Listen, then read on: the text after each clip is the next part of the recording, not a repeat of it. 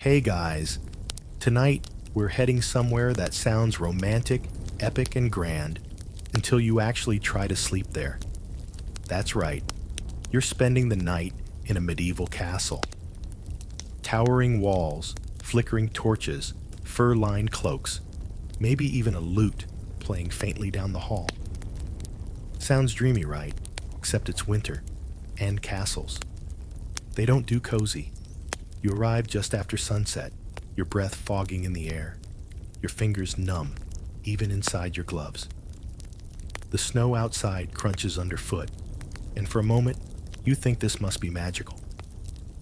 But the second those heavy oak doors shut behind you, you realize something crucial. This place is colder inside than it is outside. You're standing in a great hall that's half stone, half icebox. The walls stretch high into darkness, dripping with moisture.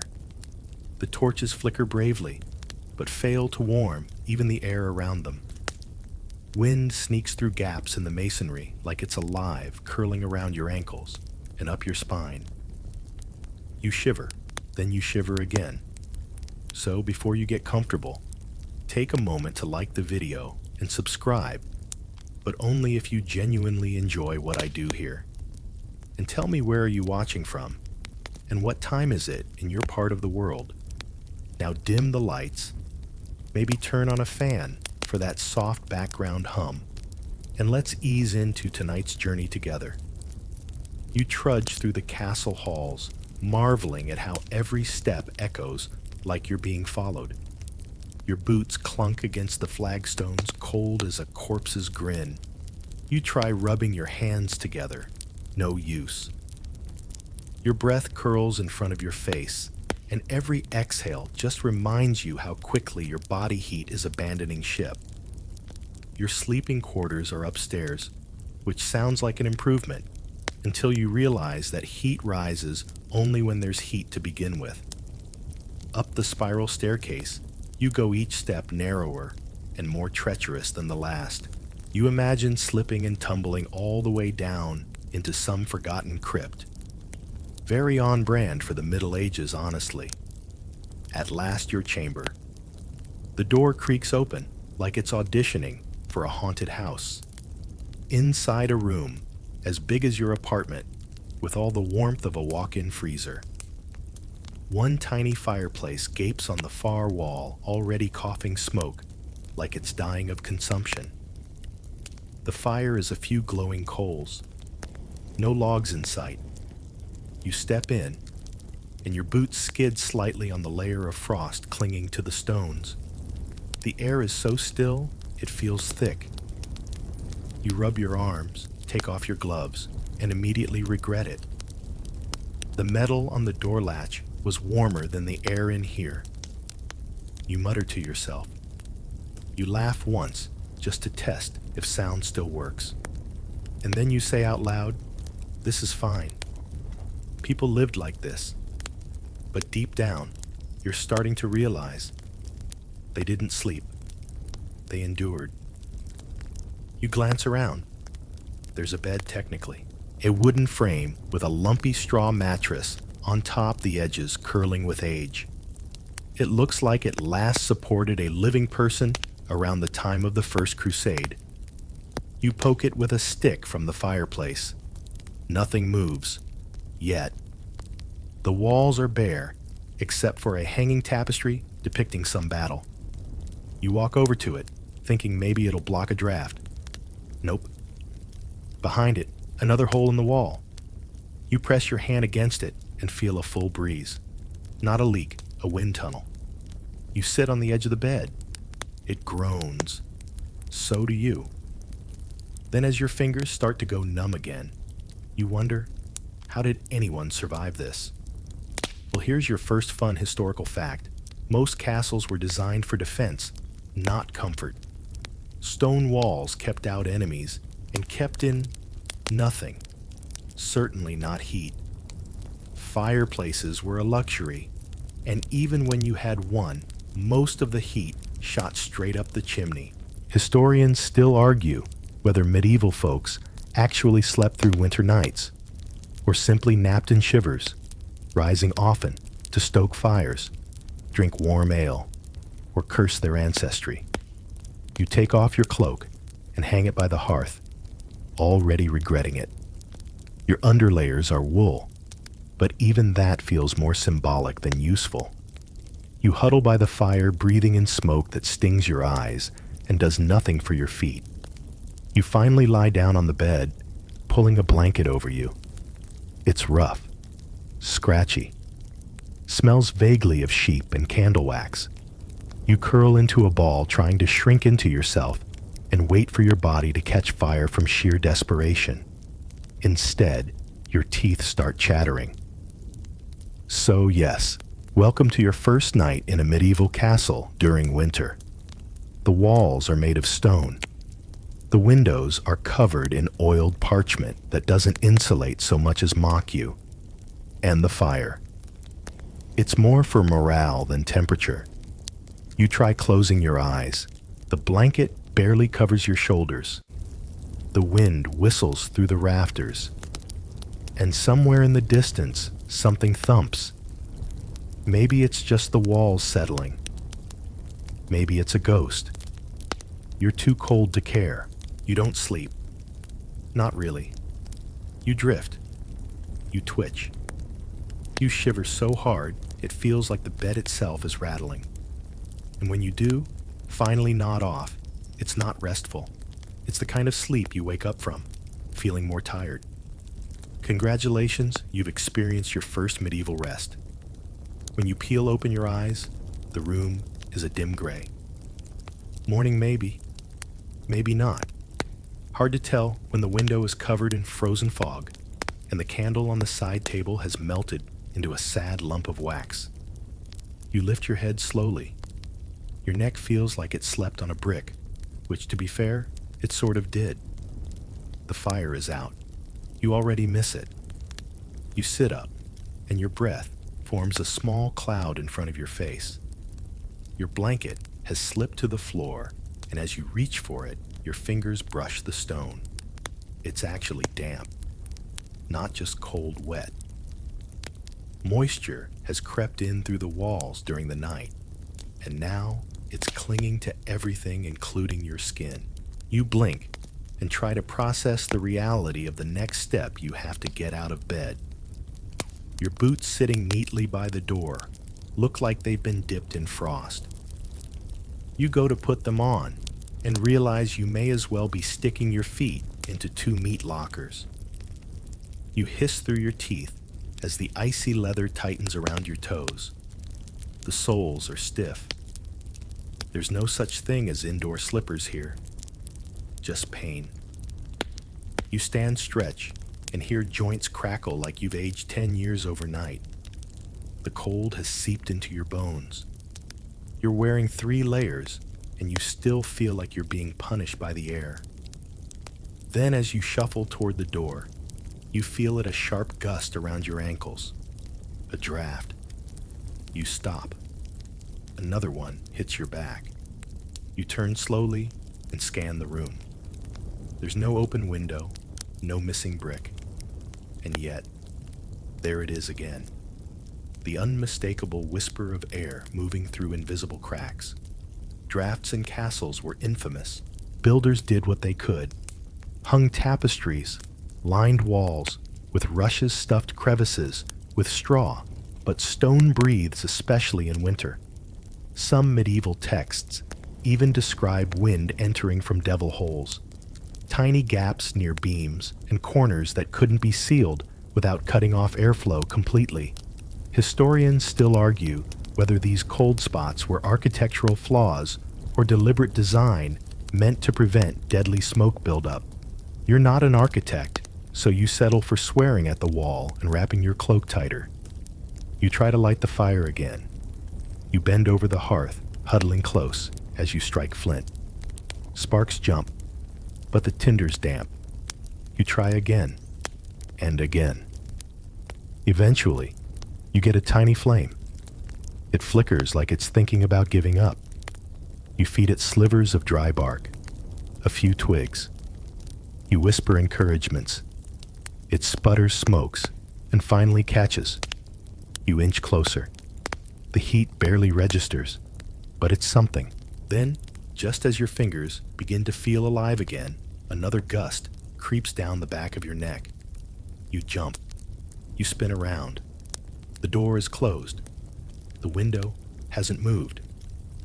You start to laugh quietly, like someone going mad, in a polite and historically accurate way. This is the part where you realize you will never ever escape the drafts. They're like house spirits, mischievous, persistent, and possibly vengeful. You sit on the edge of the bed, pulling the blanket over your lap like a shawl, and think about modern insulation, drywall, windows with seals. You'd trade a royal title for a central heating system and a hot water bottle. But here you're left with animal skins, old wool, and the deeply questionable warmth of medieval mortar. You rise and walk the room like a detective.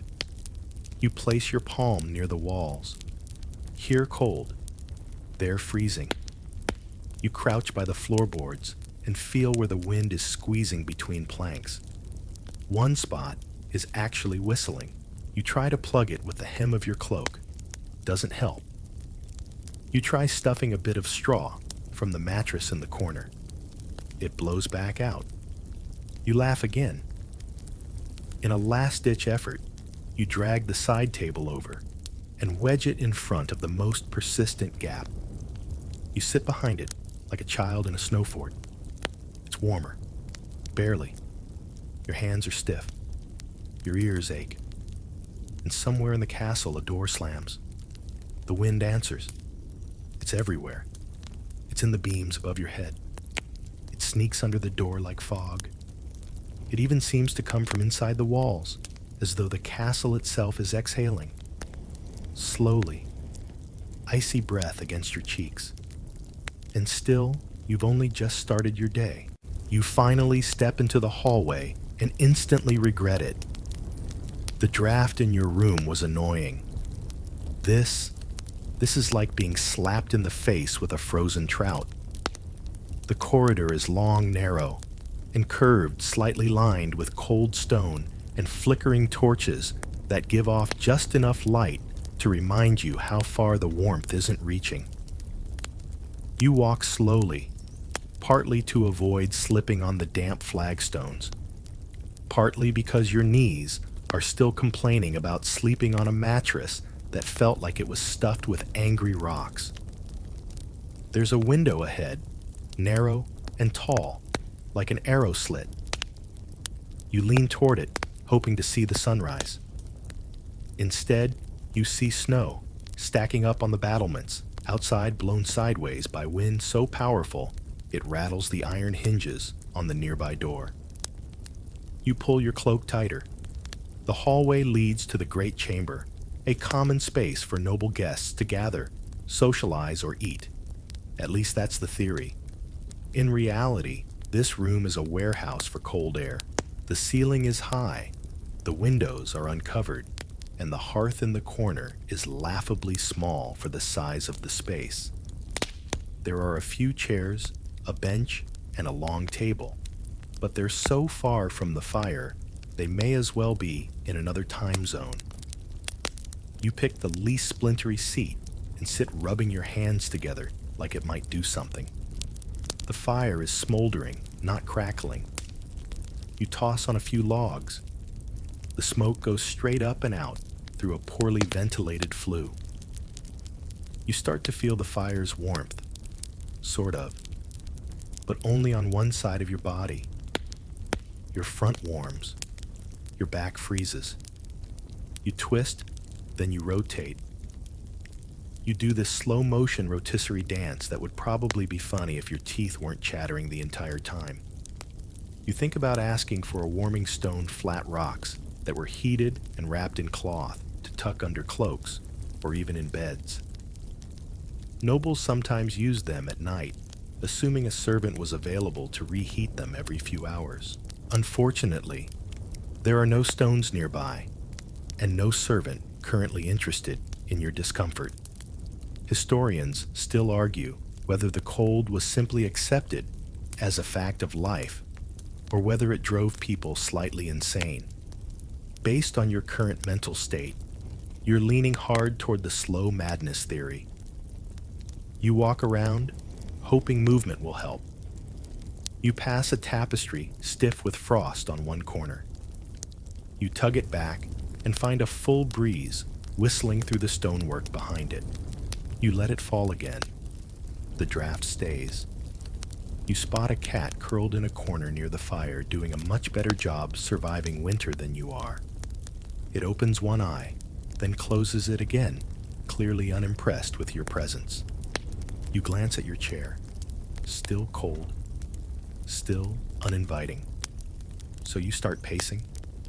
And with each step, you discover that medieval castle floors are a patchwork of microclimates. Step here, slightly damp. Step there, actively icy. Step again. Oh, hello, puddle. Your boots squish slightly, which feels wrong on a stone floor. Eventually, you admit defeat and sit back down near the hearth. You stretch your feet toward the flame, lean your elbows on your knees, and let your head droop. Your body begins to relax, then crack. You bolt upright. A sound echoes through the chamber like a whip. Your heart is pounding. You turn toward the source. It's just a log splitting in the fire. You laugh nervously. Then you notice something worse. The fire just puffs smoke directly into the room. You cough. Your eyes sting. The chimney's decided it's too cold to work today, and suddenly your warm refuge is now a smoky, smoldering death trap. You push open a narrow vent in the wall, hoping to let some of the smoke out. Of course, all that does is invite more cold in. You now have the unique experience of feeling both frozen and suffocated at the same time. You prop the vent, halfway crouched low, to avoid the worst of the smoke, and think about modern life central heating sealed windows, breathable air. You picture a thermostat and weep softly inside. You decide to go back to your room. You pass a servant on the stairs, barely older than you, carrying a bundle of firewood and coughing into his sleeve. He nods at you without making eye contact. You nod back. The moment feels strangely intimate, like you've both survived something, which, technically, you have this morning. Back in your room, the fire's out again. The table fort is still there. The drafts have resumed their whisper campaign. You sit on the bed, pull your blanket over your shoulders, and wait for the rest of the day to catch up to your temperature. You're bundled up like a medieval onion layer after layer after layer, and yet somehow you're still cold. You're wearing a linen shift, a thick woolen tunic, a second woolen tunic, because desperation, plus a heavy cloak. You've wrapped a scarf around your neck and tucked your hands into fur-lined mittens that barely pass for warm. The result? You look like you're dressed to survive a snowstorm, inside your own room. You pace slowly, partly to warm your feet, mostly to delay the inevitable crawling back into that straw-stuffed bed that smells like regret and rodent memories. But eventually, you give in. You lift the blanket and hesitate. Yes, it's still cold under there. You climb in. The mattress crackles slightly, not from movement, but from ice crystals in the straw. You wiggle into the most central position possible, tucking your cloak under your sides like a desperate burrito. The goal is simple. Conserve body heat. Do not die. Here's the fun part. Medieval people knew it was cold. They weren't in denial. In fact, they often layered to absurd degrees. Nobles would sleep in full cloaks with 2 or 3 layers of stockings and sometimes even hats. Yes, sleeping in a hat wasn't just a Victorian thing, it goes way back. And here's your quirky fact of the evening. There were actual bed socks made from fur, or lined with straw, meant exclusively for sleeping. The irony, of course, is that once you put them on, they'd likely be damp by morning, from sweat or melting frost, depending on the wind. You lie perfectly still, afraid that moving might invite a new draft to discover you. The tapestry across the room sways faintly. You could swear it has a personality now. You close your eyes. You open them again immediately. Your toes feel like they've been excommunicated from the rest of your body. You try rubbing your feet together, no luck. You sit up, dig into the foot of the bed, and pull out a warm brick you tucked in there hours ago. It's now room temperature, which is to say, miserable. You wrap it back in cloth and shove it under your armpits instead. You lie back. This time, you fall into a sort of suspended consciousness where you're not awake, but you're not really asleep either. You're just surviving. Time doesn't exist, only cold. Eventually, movement wakes you. There's a rustle. You sit up, heart thudding. Something shifts near your feet. You wait. You listen. You rustle the blanket just a bit, and a mouse darts out, offended by your hospitality. It skitters across the floor and vanishes under a crack in the baseboard. You stare at the space it disappeared into. You consider whether inviting it back might help you stay warm. You lie down again. You say a little prayer, half religious, half passive-aggressive. Dear warm things, please come back. Somewhere far below the castle creaks. The walls moan. It sounds suspiciously like someone whispering in Latin. You pull the blanket higher. The funny thing is, this is normal. Sleeping in the cold was so expected that people developed all kinds of clever coping strategies. Nightcaps weren't just fashionable, they helped prevent heat loss. Beds often had thick wooden canopies and heavy curtains that helped trap body heat.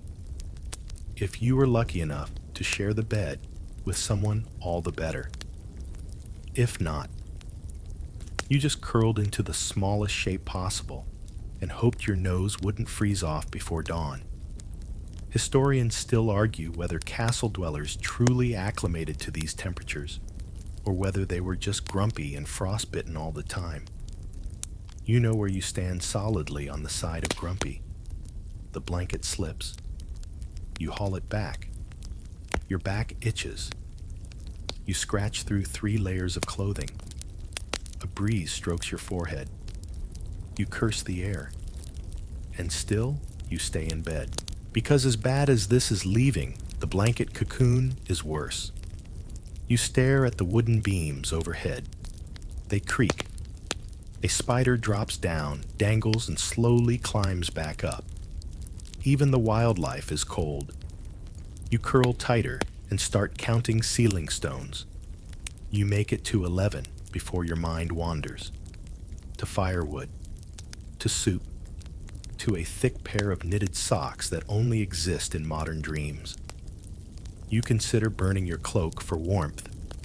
You don't. But you consider it. Then just as you're drifting into something that might be sleep, there's a howl. Not inside. Outside. A long, bone-rattling wolf cry, echoing across the hills. You sit up. The tapestry flaps. Another gust snakes across the floor. And somewhere beneath all that, you hear the faintest squeak. The mouse, perhaps. Maybe he's cold too. You stay in bed longer than you meant to, not because you're sleeping, but because you've negotiated a tense peace treaty with the cold. You're just warm enough to function, just miserable enough to want to cry. And you know, the moment you move, everything will unravel. But eventually, your bladder wins the debate. You sit up, and the cold rushes in like a wave. Your breath fogs again. Your hands go numb before you even reach the floor. You stare at the chamber pot. It's over there. You're here. The chamber pot is not just a piece of historical trivia, it's a necessary evil, especially in winter. Getting out of bed to relieve yourself in a freezing hallway, or worse, an outhouse, is basically an act of medieval self-harm. So instead, nobles and guests alike use ceramic or metal pots tucked under the bed or in a corner of the room. Yours is metal, and when you pick it up, it feels like you're touching an iron icicle.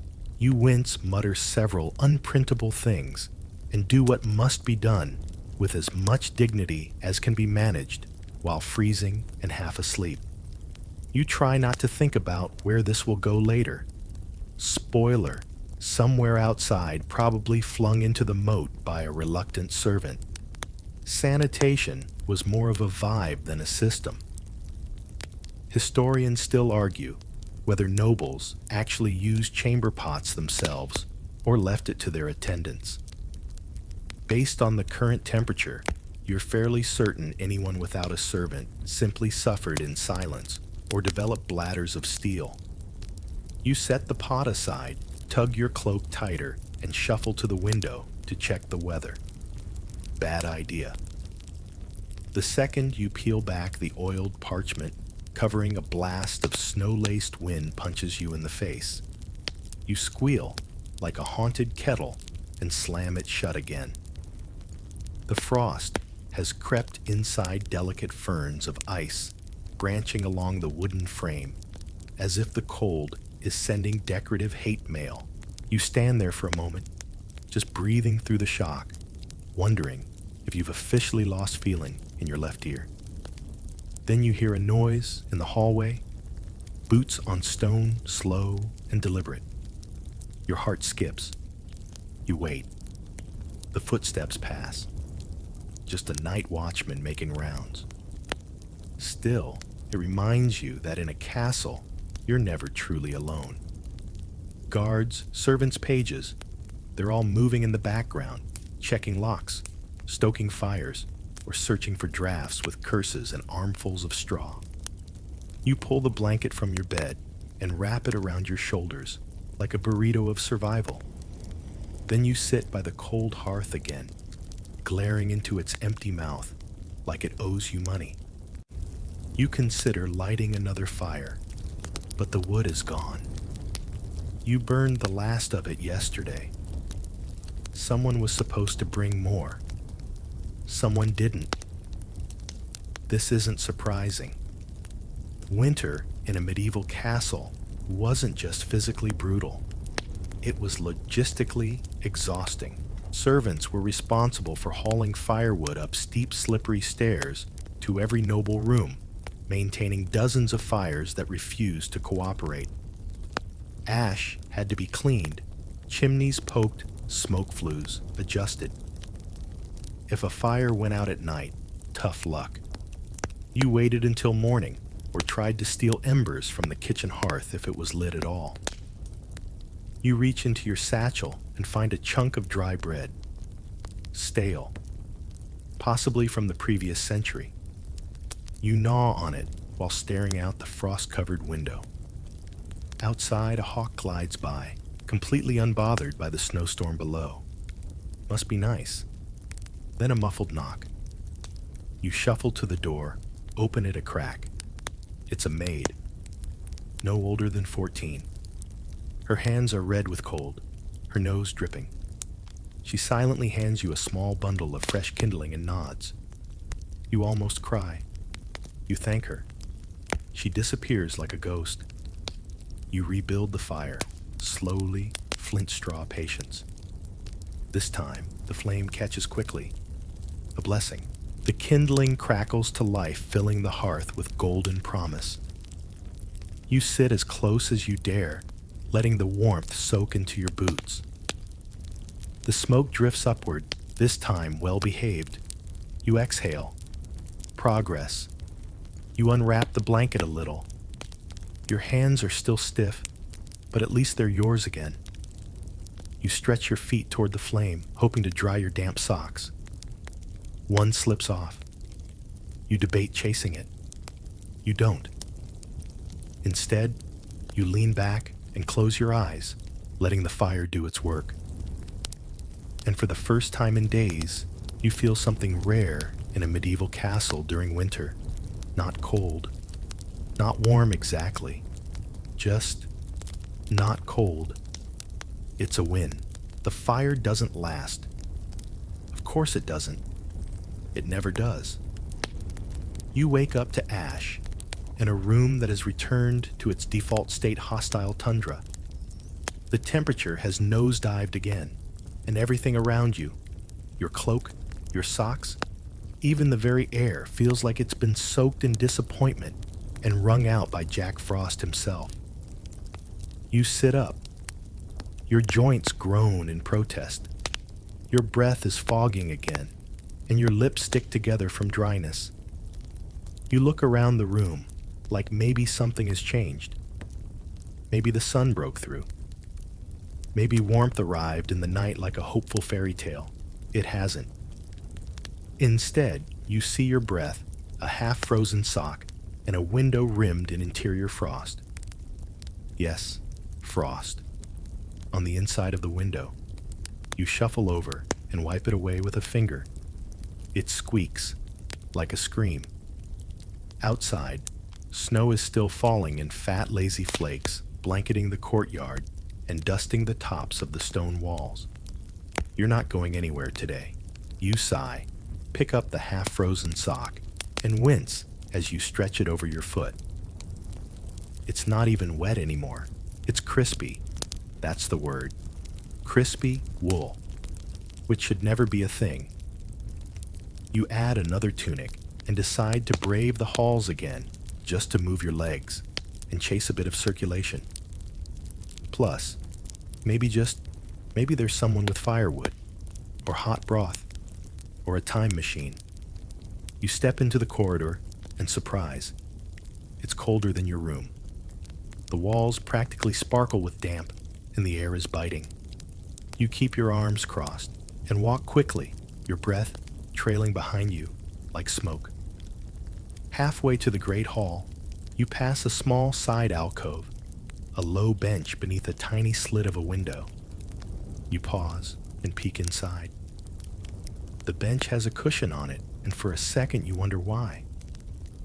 Then you touch it. It's damp. Of course it is. In fact, almost everything is damp. Your sleeves, your collar, your boots. They all hold a faint cold moisture, the kind that never quite dries. That's the secret truth of winter in castles. It's not just cold, it's wet. Not the soaking wet of rainstorms, but a creeping, clinging dampness that seeps into everything and stays there. Even the air feels humid, as strange as that sounds. You reach the great hall. It's marginally warmer, thanks to a roaring fire that someone had the decency to keep alive. A few people are gathered around it, guards a cook, maybe a steward. No one talks. Everyone just stares into the flames like they've seen things. You sit on a wooden bench as close to the fire as etiquette allows, which means your knees are cooking, but your back could still freeze a mug of ale. You rotate slowly. One cheek warms, then the other. You do your fireside waltz. Everyone else is doing it too. It's like a sad dance troupe dedicated to surviving hypothermia. Here's a fun historical fact for the hour. Even wealthy nobles complained about winter. Letters and journals from the 13th and 14th centuries are full of subtle grumbling. "My chambers are chill and cheerless," wrote one duchess, which is medieval for "I hate everything." Fireplaces, while impressive, didn't do much unless you were practically in them. The heat didn't circulate well, and high ceilings meant most warmth fled upward, like a balloon escaping a birthday party. The poor servants in the corners, completely on their own. Historians still argue whether tapestries actually helped with insulation or were just decorative. Some say the thick woven wall hangings could trap heat at least enough to take the edge off. Others think it was mostly for style, and any warmth was a happy accident. You watch one now, a tapestry depicting a hunt. The stag is majestic. The hounds are leaping. The threads are waving. Yes, waving. There's a draft behind the tapestry, strong enough to flutter it like a flag. You close your eyes and inhale slowly through your nose. You exhale through your mouth. You consider moving your bench, but there's no space closer to the fire. Someone grunts and shifts beside you, pulling his cloak tighter. Another coughs. You all sit like unwilling roommates in the same refrigerated waiting room. Then someone brings out broth. It's watery, barely warm, tastes like onion salt in desperation, but it's hot, and it's yours. You sip it slowly, carefully, cupping the bowl in both hands as if it were a holy relic. You feel warmth crawl down your throat and settle briefly in your belly. You almost cry. It's gone too quickly. Still, for a fleeting moment, you feel human again. You sit in silence with the others, sharing nothing but smoke and proximity. You all stare into the fire, knowing that eventually you'll have to go back to your rooms, to your damp cloaks, to your crispy socks, and to the stone walls that hate you. But for now, there is fire. For now, you're not cold. For now, you leave the fire reluctantly, like parting from a friend who lent you money and never asked for it back. Your knees crack as you stand, and your skin already misses the heat. But the fire is crowded, and the mood is shifting into awkward coughs and shifting glances that say, "You've been here long enough." So you head back toward your room, dragging your feet as if slowness might delay the return to misery. The corridor greets you with its usual ambush of cold, like it was waiting behind the door with a bucket of ice air just for you. You groan, pull your cloak tighter, and mutter something unrepeatable about medieval architecture. Halfway there, something odd happens. You feel warmer. Not warm, not comfortable, but slightly less awful. You pause, touch the stone wall, still icy. Touch your cheek, still numb. So where's this sudden improvement coming from? Then you realize your body has simply stopped resisting. Yes, you're now cold to the core, but no longer shocked by it. Your skin has given up on sending emergency signals. Your brain has accepted the frost. You've passed into the "it's fine" stage of medieval survival. This is where people start saying things like, "It's not that bad." It is, though. You arrive at your room. Inside, more gray light, more silence, and one defeated mattress with a mouse hole at the base. Your boots make a clunk sound as they hit the floor. You lie on the bed not to sleep, but just to stop moving. The chill seeps back in quickly, as if punishing you for daring to enjoy the fire downstairs. You stare up at the ceiling, watching dust drift lazily through a shaft of light. You think about castles, their grandeur, their elegance, the legends surrounding them. Kings, queens, battles, feasts. No one ever talks about the cold. Here's your historical tidbit. Many castles had no centralized heating at all. Fires were set room by room, usually only in occupied chambers. And even then, they weren't expected to heat the room, just provide a radius of survival around the hearth. Some rooms had braziers, metal bowls filled with glowing coals, but these had to be carefully managed or risk poisoning the occupants with smoke. The wealthy might have foot warmers or heated bricks, but even these were luxury items. Most people relied on layering, huddling, and sheer stubbornness. You roll onto your side and glance at the wall. A spider is methodically building a web between the curtain rod and the stone. You watch it for a while. It seems unbothered by the weather. Maybe it knows something you don't. Maybe it just doesn't have any nerve endings. A breeze sneaks under the door again. You cover your ears with the blanket, and then it begins the creaking. Medieval castles are always creaking. The beams groan. The stones shift. The doors settle into themselves with dramatic little thumps and sighs. You used to flinch at every sound. Now you just wait for the next one. You wonder what it was like for the original inhabitants. Did they sleep better than you? Worse, were they simply colder, hardier, less whiny? Historians still argue whether medieval people were actually better adapted to the cold, or if they just complained less in writing. Some scholars suggest their metabolisms were slightly different, geared toward calorie retention, thanks to high-fat diets and constant movement. Others think they just suffered and accepted it as divine punishment. You shift in bed and feel something under your hip. You pull out a button, not yours, not recent. It's metal, engraved faintly and cold enough to burn your fingers. You toss it aside like a cursed artifact. Then, just to feel something again, you decide to get up and check the corridor. Maybe someone left a fire tray nearby.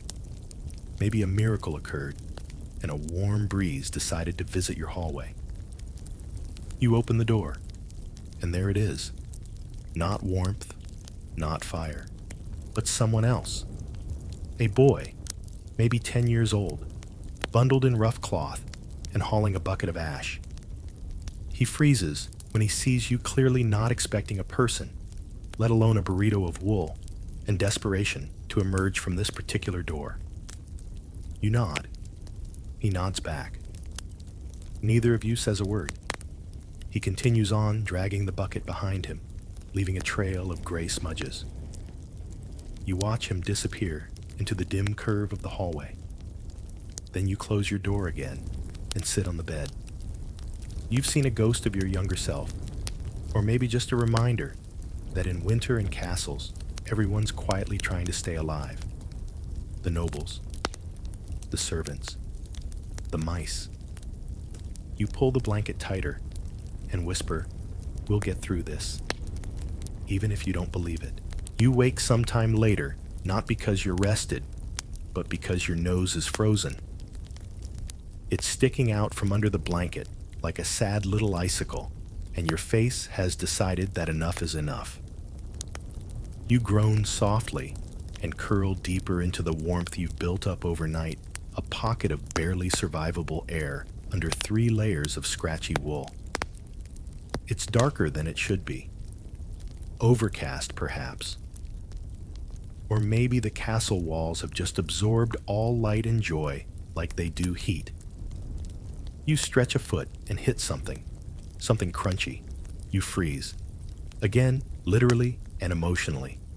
It's your sock, the one that fell off yesterday, now frozen into a strange crescent shape, as if mocking you. You retrieve it, with 2 fingers shaking off the frost, and deciding that yes, you'll wear mismatched socks today. Fashion was not a medieval priority. Survival is.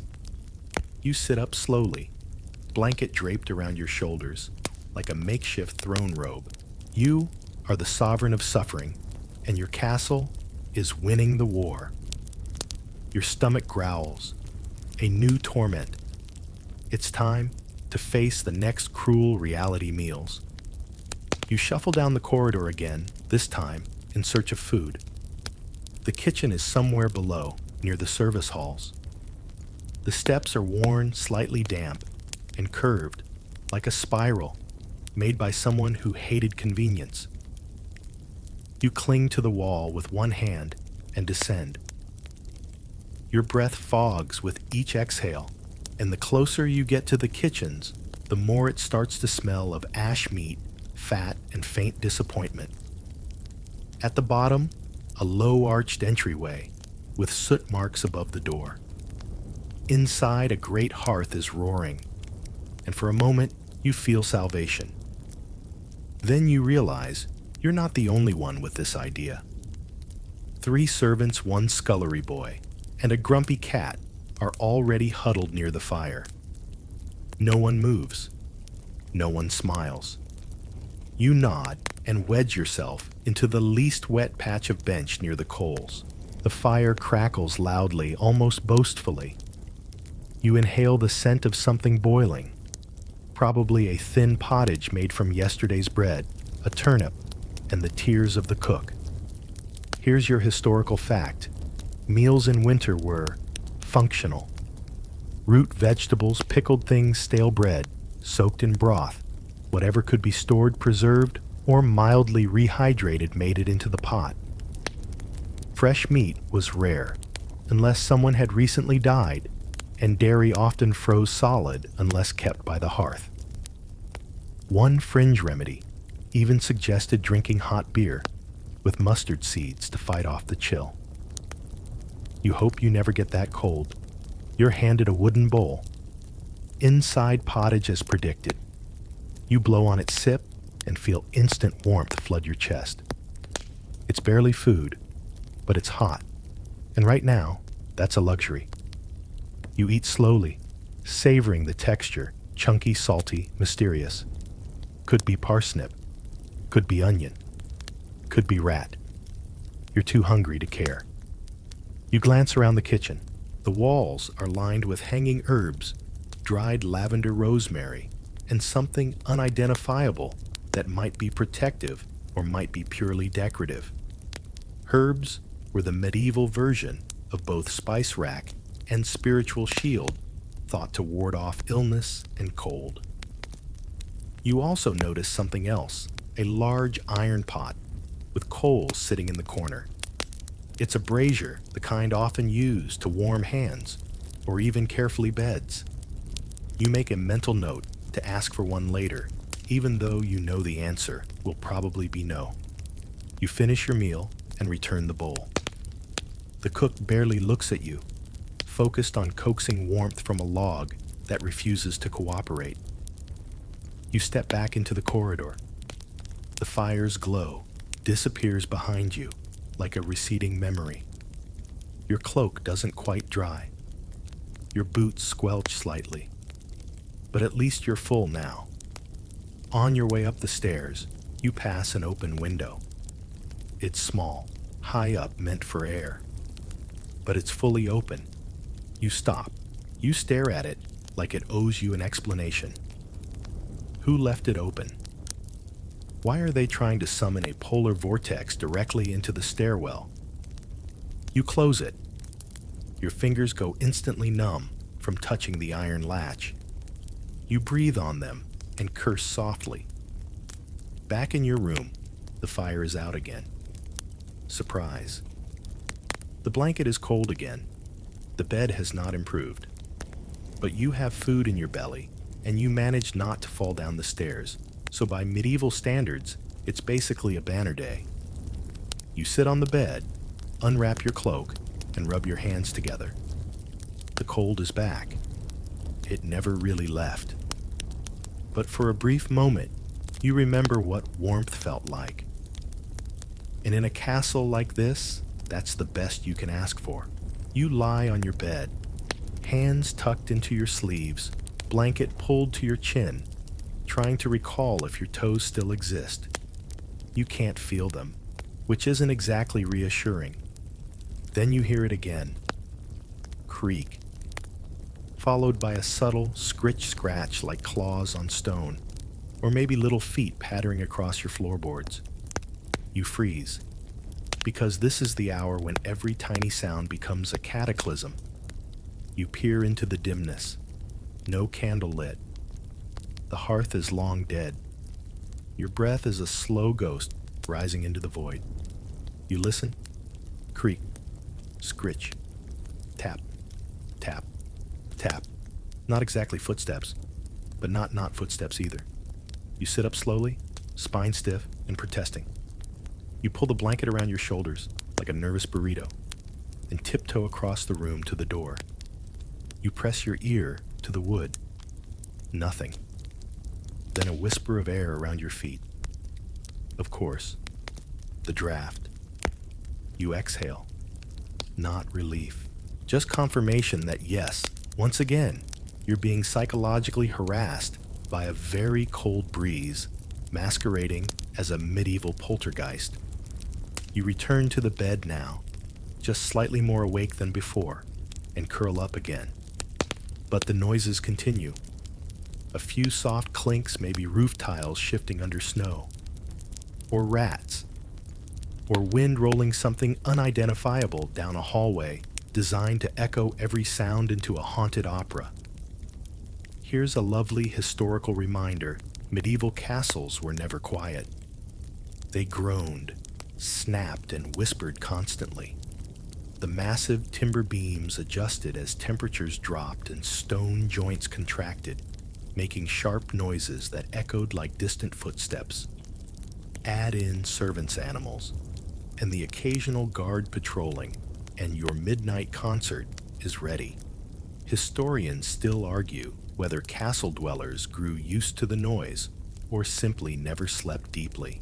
Some accounts suggest people would wake several times each night, not just from discomfort, but from all the sounds a castle produced when no one was talking. You lie on your back, listening. Your brain starts filling in the blanks. That groan in the rafters. Obviously, a ghost. That scraping behind the wall. Definitely a rat dragging something it shouldn't. That clatter from the corridor, just a night drop in his dignity. You try to dismiss it. You whisper to yourself, "It's just the cold. It's just the cold." Like a mantra, or a last prayer. But there's no denying it. This castle sounds alive. And not in a cozy, magical way. In a mildly possessed, constantly creaking, are those bones or sticks kind of way. You sit up again this time, lighting a candle. The flicker barely pushes back the gloom. But at least now, shadows move because of light, not because of something else.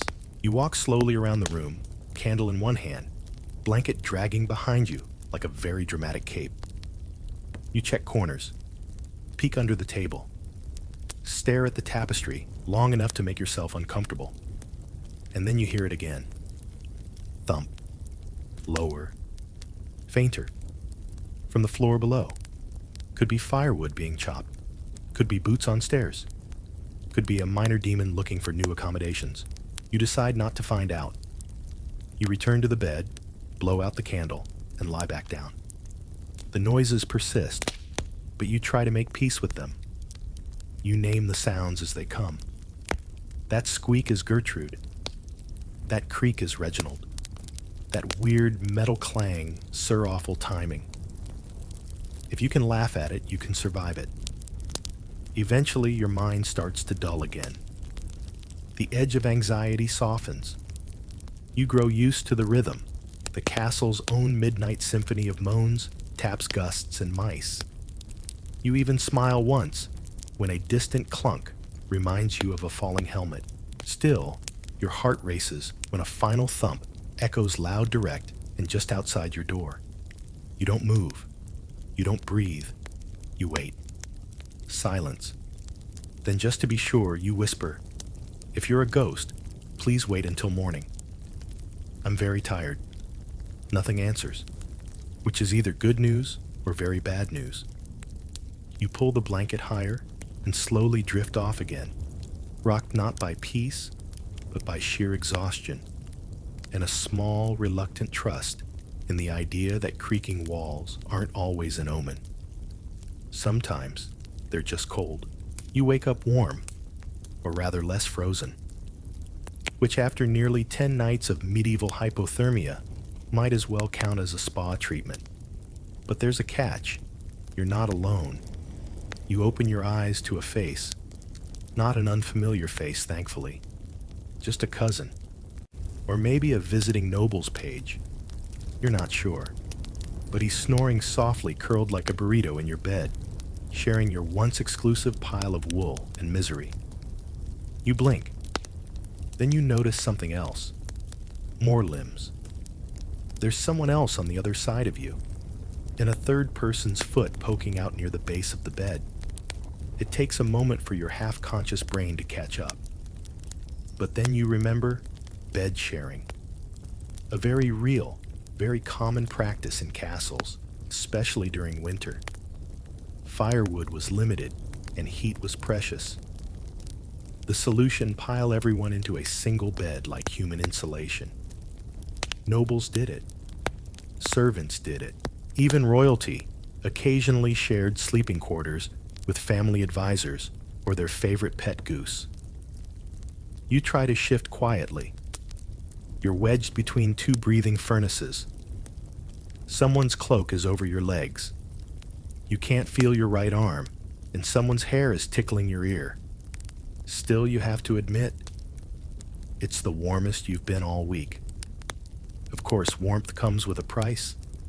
One of your new roommates snores like a blacksmith at full bellows, and another keeps mumbling in his sleep about buttons and eggs. You don't ask. Also, someone has very cold feet. You know this, because they've pressed them against your thigh. You consider kicking them gently. But remember that in this era, body heat is currency. Better to tolerate the foot than risk an icy solo night. You shift sigh and stare up at the ceiling. It creaks again. You smile. The usual company. Then someone rolls over and steals half the blanket. You reach blindly and yank it back with all the dignity of a knight defending his honor. Blanket diplomacy begins and continues all night. Here's your historical fact. For the day, sleeping alone wasn't the norm in medieval times, not in castles, and definitely not in winter. Sharing beds was practical, not scandalous. Privacy was rare. Even in noble households, bedrooms often doubled as gathering spaces or work areas, and if the fire was out, beds became survival bunkers. Historians still argue whether this proximity created stronger familial bonds or just stronger resentment.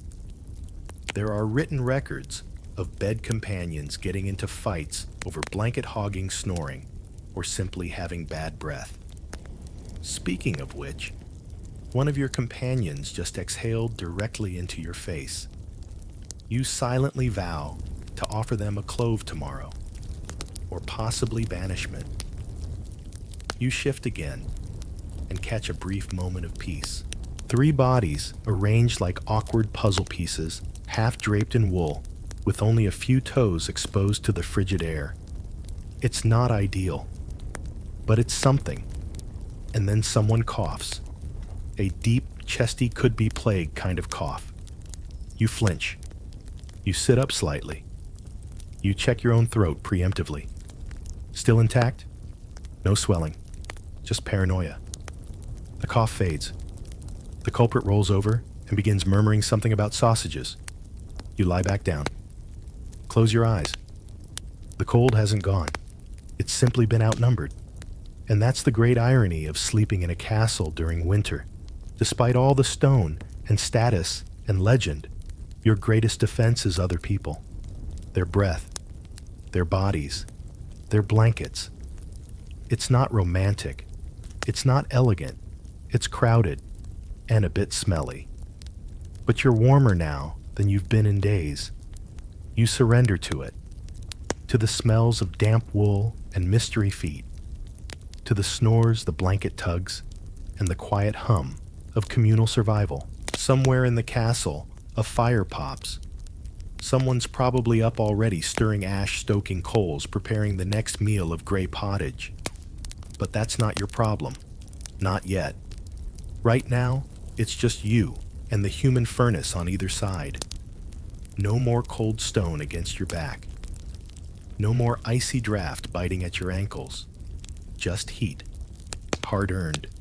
Slightly gross, but real. You smile into the darkness and drift off again, sharing your breath with strangers like a true medieval resident. You awaken to smoke. Not thick, panic-inducing smoke, but the kind that clings to wool, hangs in the air like guilt, and makes your nose wrinkle before your eyes even open. The fire's out again. But the scent lingers, charcoal-scorched bread, and the lingering musk of wet wool, cooked slowly overnight. You sit up cautiously, careful not to disturb your now snoring bunkmates. One has an arm draped across your knee. The other is curled into a ball, muttering something about spoons. You extract yourself like a medieval contortionist and tiptoe across the stone floor. Every footstep feels like stepping on a slightly damp tomb. The hearth is blackened. No embers remain. You crouch in front of it, hoping there's life left. You blow gently. A few flakes of ash rise into the air, mocking you. You sigh. Here's your reward for surviving another night: a cold room, cold clothes, cold air, and smoky lungs. Because while fires were the heart of any medieval room, they were also the lungs' worst enemy. Ventilation wasn't exactly sophisticated. Chimneys were experimental in many early castles, often no more than smoke holes punched in the wall.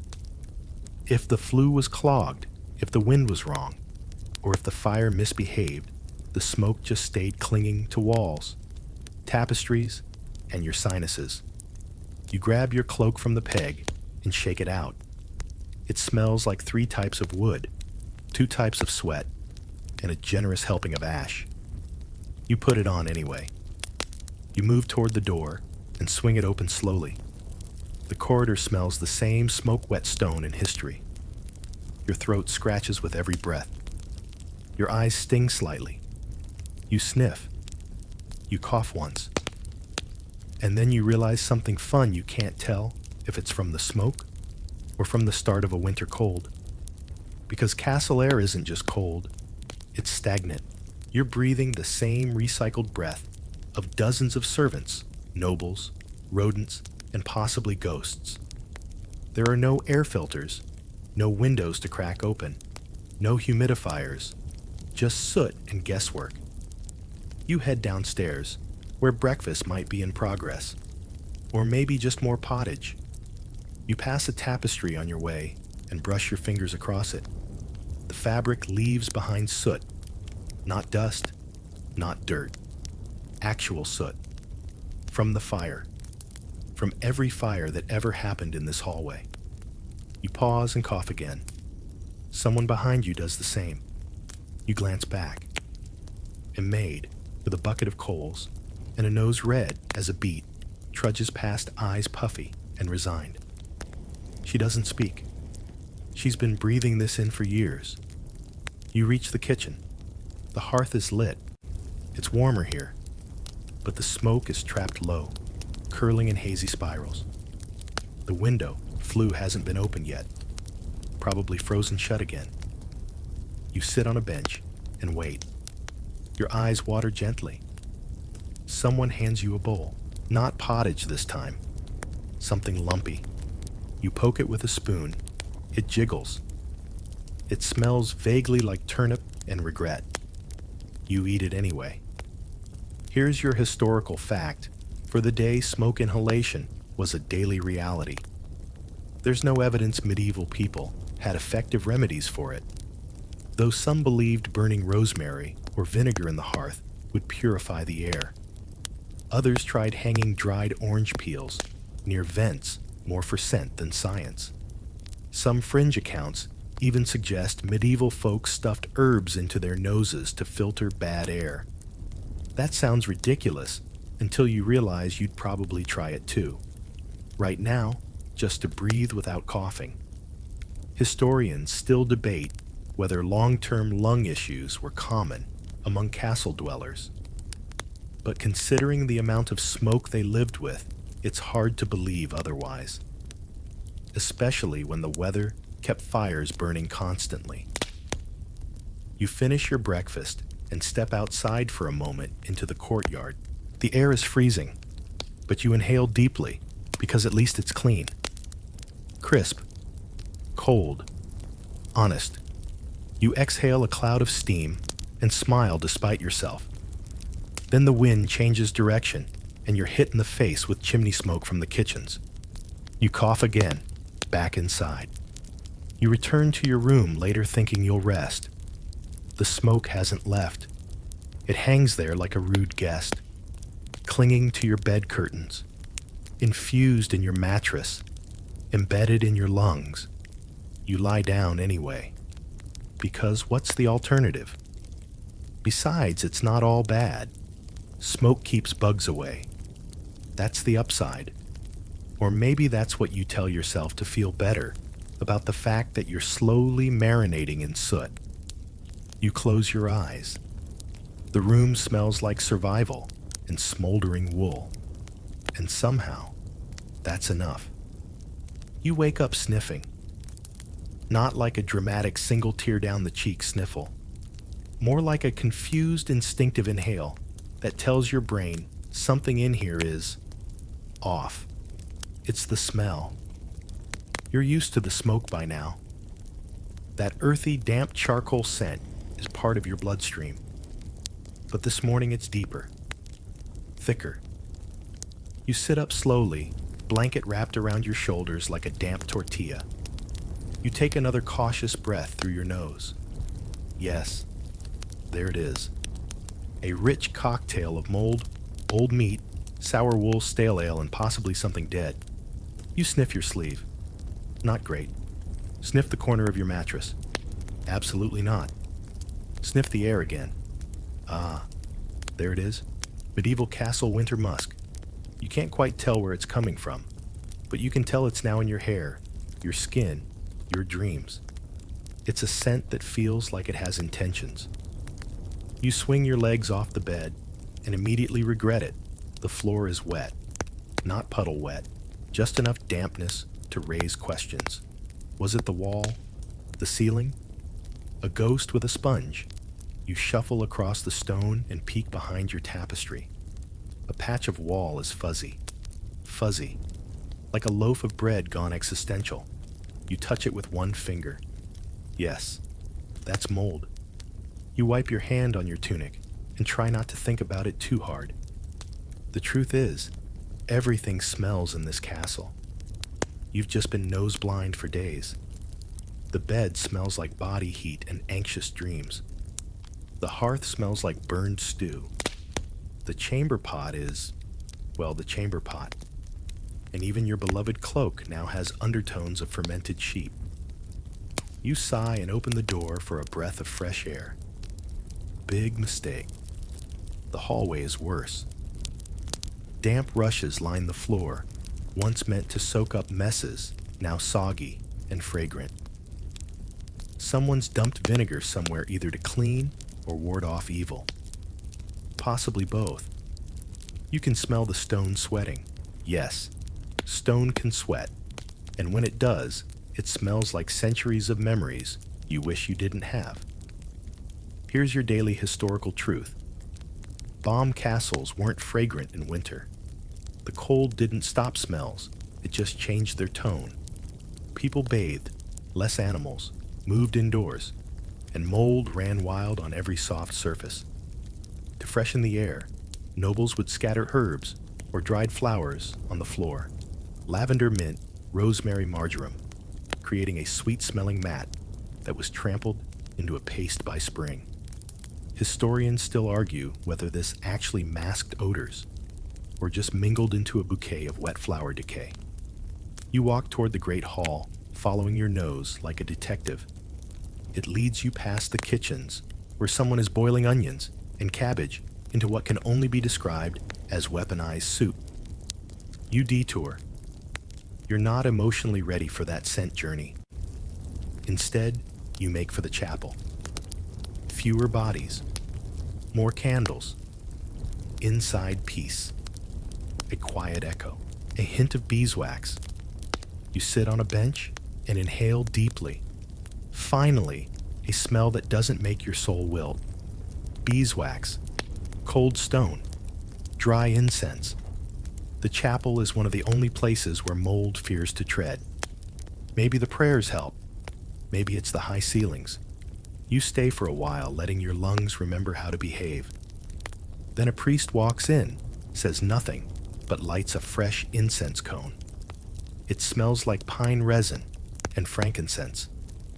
You nearly cry. You return to your room with a new sense of smell awareness. And now it's worse.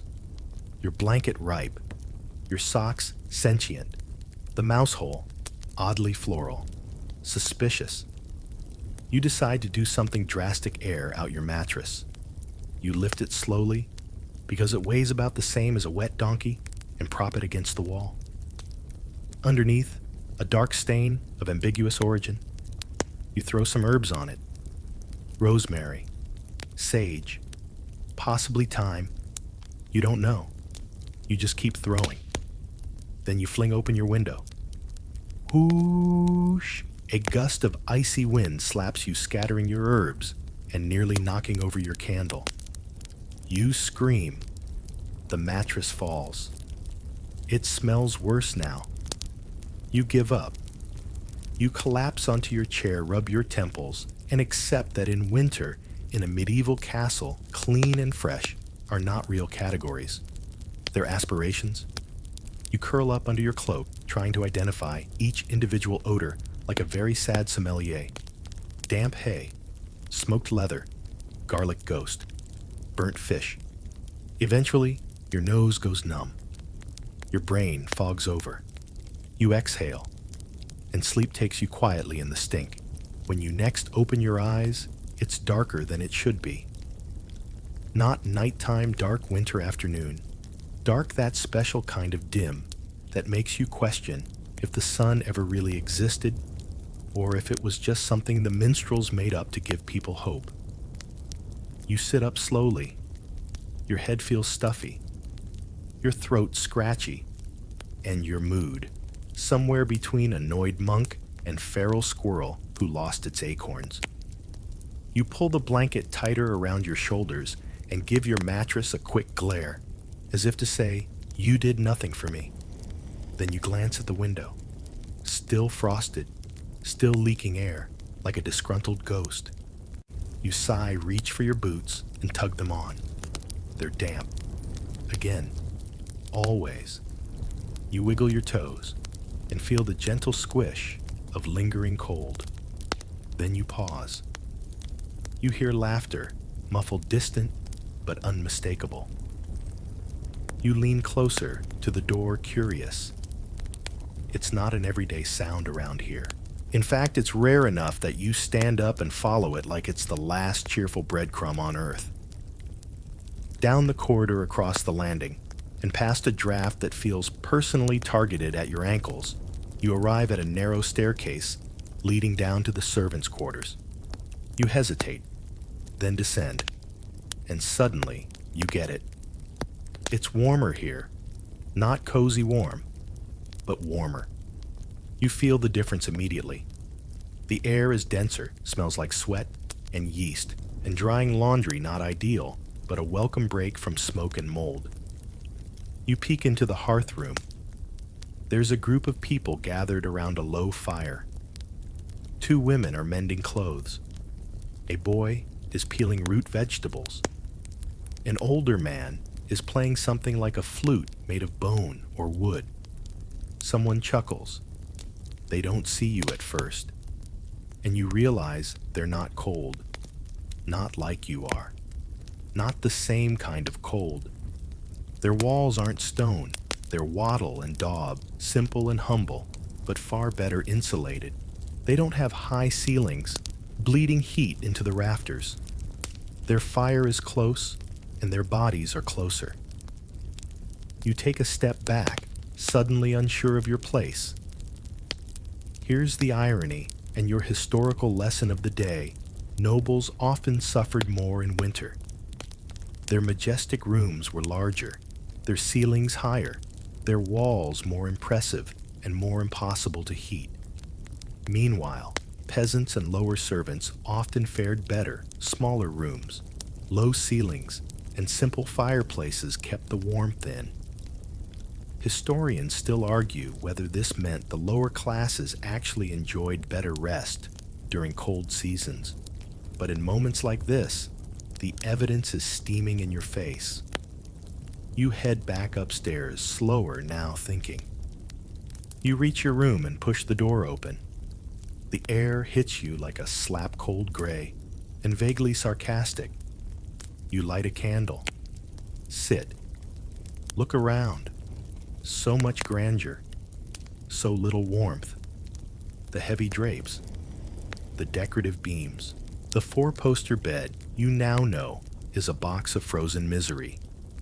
You rise, throw your cloak over your shoulders, and decide to try something radical. Move your bedding. You drag the blanket and one of the straw mattresses into the small antechamber next to your room. It's cramped, low-ceilinged, with a single shuttered window and no fireplace. But it's also noticeably less drafty. You shove a bench against the door, prop a cushion against the crack in the floor, and curl up in your new nest. Is it elegant? No. Is it medieval survival genius? Absolutely. You warm up faster. The air doesn't move like it has somewhere better to be. You can still hear the castle creaking, but it's muted now. You pull the blanket over your ears, smile and feel, if not content, then proud. You found the warmest corner in a noble stone refrigerator, and it's yours. You doze lightly, interrupted only once when your own sneeze startles you awake.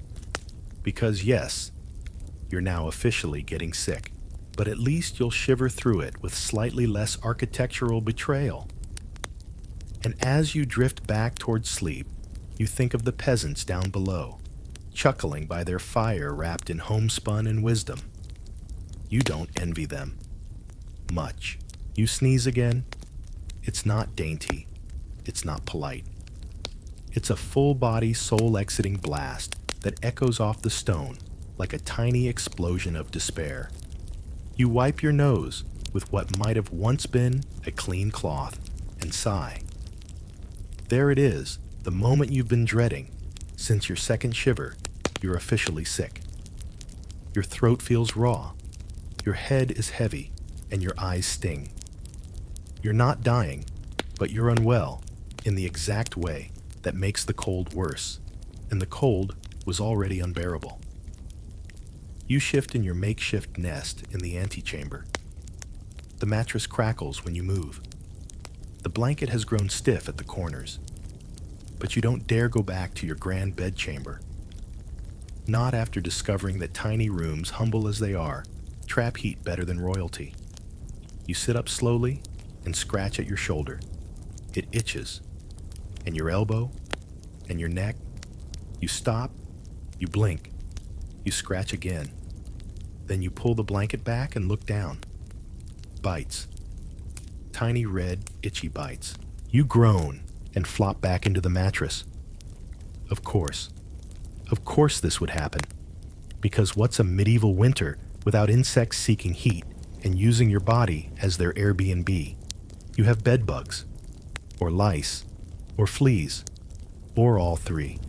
Pick a parasite, any parasite. They've moved in, formed a community, and possibly elected a mayor. You scratch harder, knowing full well it won't help. Your skin crawls. Your soul follows. Here's your historical reality check. Castle floors were alive. Not metaphorically, literally. Insects, rodents, mites. They all thrived in the layers of straw, used as bedding insulation, and rushes on the floor. And during the winter, when warmth was rare, they followed the heat straight to humans. Nobles used perfumed powders, fragrant oils, and even herb-filled sachets sewn into clothes to fight back. But if you were warm, and especially if you were unwell, the little critters considered you a 5-star resort. You sit up again and inspect your blanket. You don't see anything, but you know they're there. You scratch your wrist. You scratch your knee. You make a mental list of every surface you'll now refuse to touch without gloves. You hear a soft rustle near the floor. You freeze. Then out of the corner of your eye, you see it, a beetle. slowly trekking across the stone antennae, flicking like it's inspecting its real estate options. You whisper to it, "You can have the mattress. I'm done." You grab your cloak, step outside your little nook, and look around for a new sleeping arrangement. This will now be your fourth location in as many days. Congratulations, you're doing medieval winter right. You pass a tapestry. You consider sleeping behind it, but then you remember the mold. You walk to the main hall, empty, cold, still faintly smoky. You lie on a bench near the fire.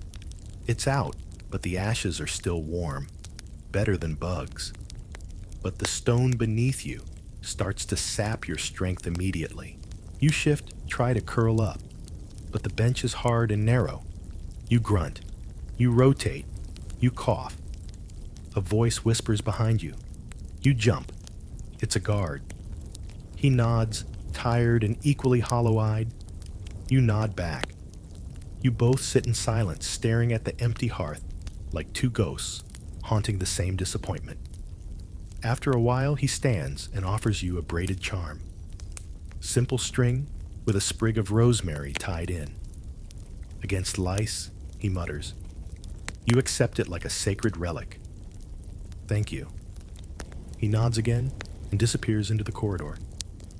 You tie the charm to your wrist. It won't work. You know that. But it feels like it might. And that's good enough. You shuffle back to your room, muttering threats at every shadow. The bedbugs have not responded. Probably busy, holding a town hall under your blanket. You sit in the chair instead. Your nose drips. You sneeze again. And somehow, you're still scratching. You laugh weakly. The kind of laugh that lives on the edge of collapse. Because this is it. This is the secret that castle legends never tell. Not the wars. Not the feasts. But the itchy, smoky, freezing, rodent-adjacent reality of noble life in winter. And you are living history. You blow your nose into a cloth. You name the beetle Walter. You accept that your skin belongs to fleas now. And you close your eyes, body aching nose, running dreams, crawling, but at least knowing that you made it one more day without being eaten alive by anything larger than a bug. You wake up scratching. Again. By now, it's less a conscious action and more of a full-body medieval reflex. Your fingers move of their own accord. Your scalp itches. Your ankle throbs. You're officially a walking buffet for things that thrive in straw and shadows. You sit up in the chair you slept in poorly and take stock. Your eyes sting. Your throat is sore. Your skin patchy. You're certain your left sock moved during the night on its own, possibly to escape. And the blanket. It smells like betrayal. You sniff your tunic. It's somehow damp and smoky and sweet, like someone tried to marinate it in desperation and cloves. You glance toward your mattress across the room. It's still leaning against the wall, looking suspiciously smug. You're not going near it again. Instead, you wrap your itchy cloak around your itchy shoulders and trudge toward the door. You're not sure where you're going. You just know it has to be somewhere else. The hall greets you with its usual slap of cold and a chorus of floorboard creaks. Somewhere in the distance, someone drops a ladle or a mace. Hard to tell. You make your way to the solar, a private chamber often used during the day by nobility for reading, writing, or in your case, trying to forget that your bed is full of insect politics. Inside, warmth. Barely. There's a small fire burning. The window is shuttered. A wool tapestry hangs crookedly on the wall, depicting a noblewoman feeding grapes to a hawk. You respect her hustle. You collapse onto a padded bench near the fire scratch at your shoulder, through 3 layers of fabric, and try to breathe like someone who still believes in comfort. The fire gives you a little warmth, a little piece, until you pull the blanket off the bench and discover more bites. And now your neck itches. You reach behind your ear and come back with something under your nail that makes you wish for time travel. You groan. You laugh quietly, bitterly. Because here's the truth. Even the warm things in castles come with a catch. Wool blankets, great for warmth, also great for lice. Straw beds insulate well, also bug condominiums. Fur cloaks, so toasty. So, flea-ridden. Here's your quirky historical tidbit. For the day nobles tried to manage pests by sprinkling dried herbs into their bedding lavender pennyroyal rue. Some stitched sachets into their pillowcases. Others brushed their hair with fine-tooth combs dipped in vinegar. None of it really worked. Historians still debate whether bed hygiene was a daily ritual or a seasonal panic attack. There are records of castles holding blanket purging days when every mattress was dragged into the sun and beaten with sticks. You wonder when this castle's last stick beating happened. You look around. Probably not recently. You find a small broom in the corner and sweep the bench half-heartedly because it makes you feel powerful.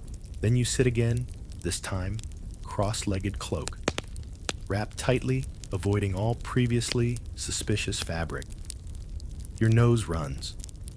You dab it with a linen scrap that smells like onion. The fire crackles. You scratch your forearm through a hole in your sleeve. You are slowly disintegrating into your surroundings. A servant walks past the door, carrying a pot of warm water. You leap up. "Excuse me," you croak. "Is that for bathing?" She blinks at you. "It's for the laundry." You nod too desperately. "Can I borrow it?" She hesitates, then shrugs and places it near the hearth. "Just don't drink it. You wouldn't dare." Once alone, you dip a cloth into the steaming bowl and wipe your arms, your neck, your face, anything to feel briefly clean. The water smells faintly of soap root, maybe sage. You don't care. You feel human again for exactly 20 minutes. Then the itch returns. Because water doesn't kill bedbugs. It just makes them angry. You lean back and stare into the fire, letting its heat burn away the worst of your thoughts. And that's when you see it. On the mantel, a little tin of camphor oil. You reach for it like a sacred relic. You dab a bit on your wrists, your collarbone, behind your ears. It stings, but it smells clean, strong, confident. You pretend it's armor. You sit very still, wrapped in your stinging scent cloud, and imagine you're winning. The fire hisses. Your bites pulse. You don't care. Because in that moment, you're clean adjacent, and no mattress, no rodent, no flea militia can take that away. You close your eyes, lean into the warmth, and wait for the bugs to reconsider their life choices. You don't move for a long while. The fire crackles gently. The camphor oil tingles faintly on your skin, and your body, itchy, aching, mildly violated, finally relaxes into something close to rest. But your nose is still running. Your throat still rasps with every swallow. And the deeper you breathe, the more you feel it. You're sick. No longer in the speculative, maybe I'm just tired sense. No. This is full body, joints on strike, nose like a leaky fountain kind of sick. You sniff. Your temples throb. You lean forward slowly and rest your forehead on your knees, wrapped in wool, listening to your own congested breathing, like an old bellows giving up. You are exactly where disease wants you, cold, exhausted, sleep-deprived, and surrounded by questionable hygiene. And in a medieval castle, being sick wasn't just unpleasant, it was a gamble. There were no antibiotics, no immune-boosting smoothies, no vitamins unless you count scurvy prevention via stale cabbage. If you caught something, you waited, you hoped, you lit a candle, you bribed a priest. You straighten up with a groan and glance down at your hands. Your fingers are pink, your nails chipped. Your knuckles are dry from constant cold. You have the complexion of someone halfway to being canonized. You cough, and this one sounds different. Wet, deep, personal. You lean back against the bench, mouth open, letting your breath fog the air. You are a dragon, a sad, diseased dragon, wrapped in a blanket that may or may not still have bugs in it. You're hungry too. But the thought of trudging to the kitchen for another bowl of root stew, possibly turnip, maybe shoe leather, makes you want to cry. Instead, you clutch the blanket tighter and think about fever dreams. Because those are coming. You know they are. You remember that people in the Middle Ages believed cold, damp air, bad humors was a major cause of illness. That's why they burned herbs, lit fires, and kept windows tightly shut, even when smoke pooled in their lungs. And here you are, proving them right, or wrong, or both. You cough again. You dig your hand into the little pouch of herbs tied to your belt, rosemary, sage, and a piece of garlic dried into a sad little chip. You hold it to your nose and breathe in. It smells strong. Strong enough to clear your sinuses for all of 6 seconds. You stand up slowly. The room tilts for a moment. You sit back down. You laugh weakly, bitterly, then sneeze. Here's your daily historical fact: being sick in a castle didn't mean you were treated better. If you were important, they might send for a physician. But most physicians were trained in astrology and guesswork. You'd be prescribed warm beer leeches, purgatives, or possibly being bled near the full moon. Historians still argue whether any of these methods helped, or if recovery was pure luck, a coin toss with death. Some people miraculously got better. Others went to bed with the sniffles and never got up. You're hoping not to be the second kind. You rise again, this time successfully, and make your way back to your chamber. Every step is heavy. Your joints creak. Your toes feel like cold grapes inside your boots. You make it halfway up the stairs before needing to sit again. A passing servant gives you a side eye.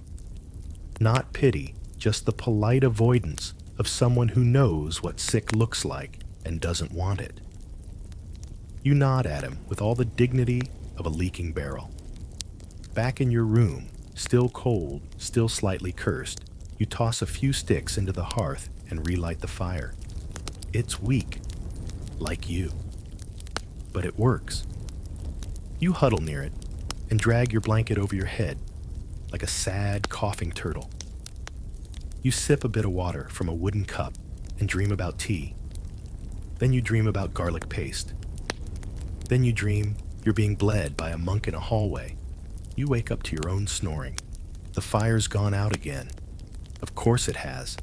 Your nose has become its own ecosystem. You reach for the herbal pouch again and whisper, "Do your worst." You're not dying. Not today. But you're definitely having the most historically accurate cold of your life. And somehow, that makes it worse. You lean against the wall, eyes fluttering shut, breathing, shallow arms crossed. And you wait for morning, or medicine, or a miracle. You wake up in darkness. Not because it's night, you're pretty sure it's morning by now, but because your fire is out, the shutters are closed, and your eyes are gummed half shut with the kind of medieval crust that tells you in no uncertain terms you've entered stage 2 of your illness.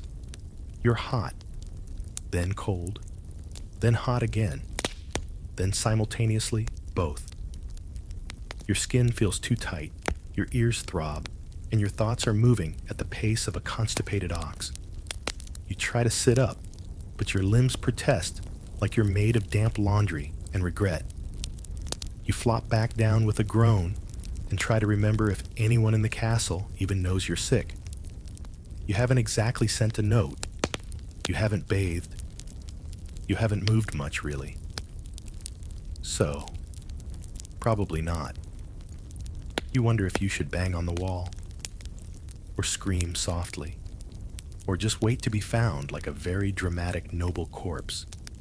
You cough. It's deep now, rattly, suspiciously close to the kind that makes people start whispering about consumption. You shuffle to the edge of your mattress and squint through the darkness. Your cup is empty. Your cloak is damp. Your pillow smells like vinegar and disappointment. You've reached the part of the illness where you start negotiating with the room. If you let me feel better by noon, I'll forgive the fleas.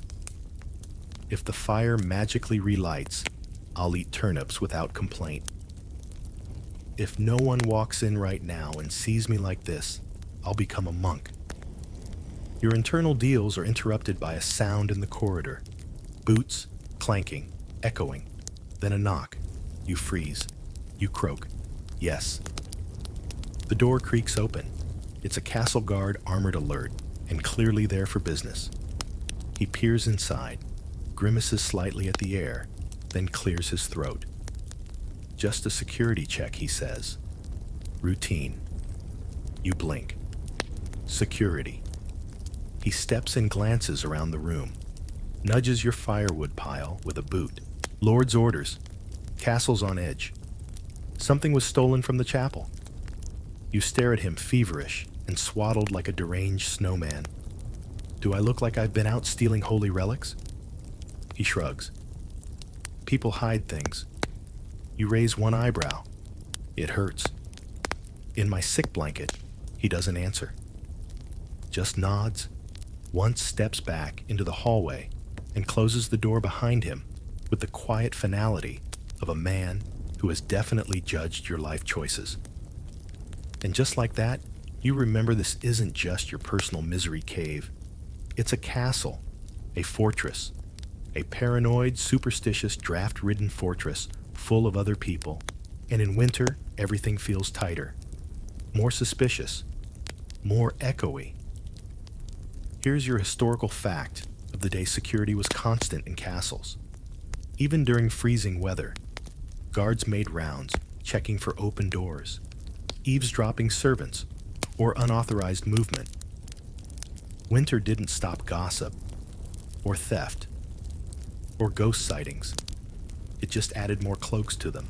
Historians still argue whether these patrols were practical or performative, designed to reassure nobles that someone was watching while they slept, even if what lurked in the shadows was far more often rats than assassins. You lie back down with a sigh. You've now been interrupted by bedbugs draft's smoke illness, and now a full armor midnight paranoia patrol.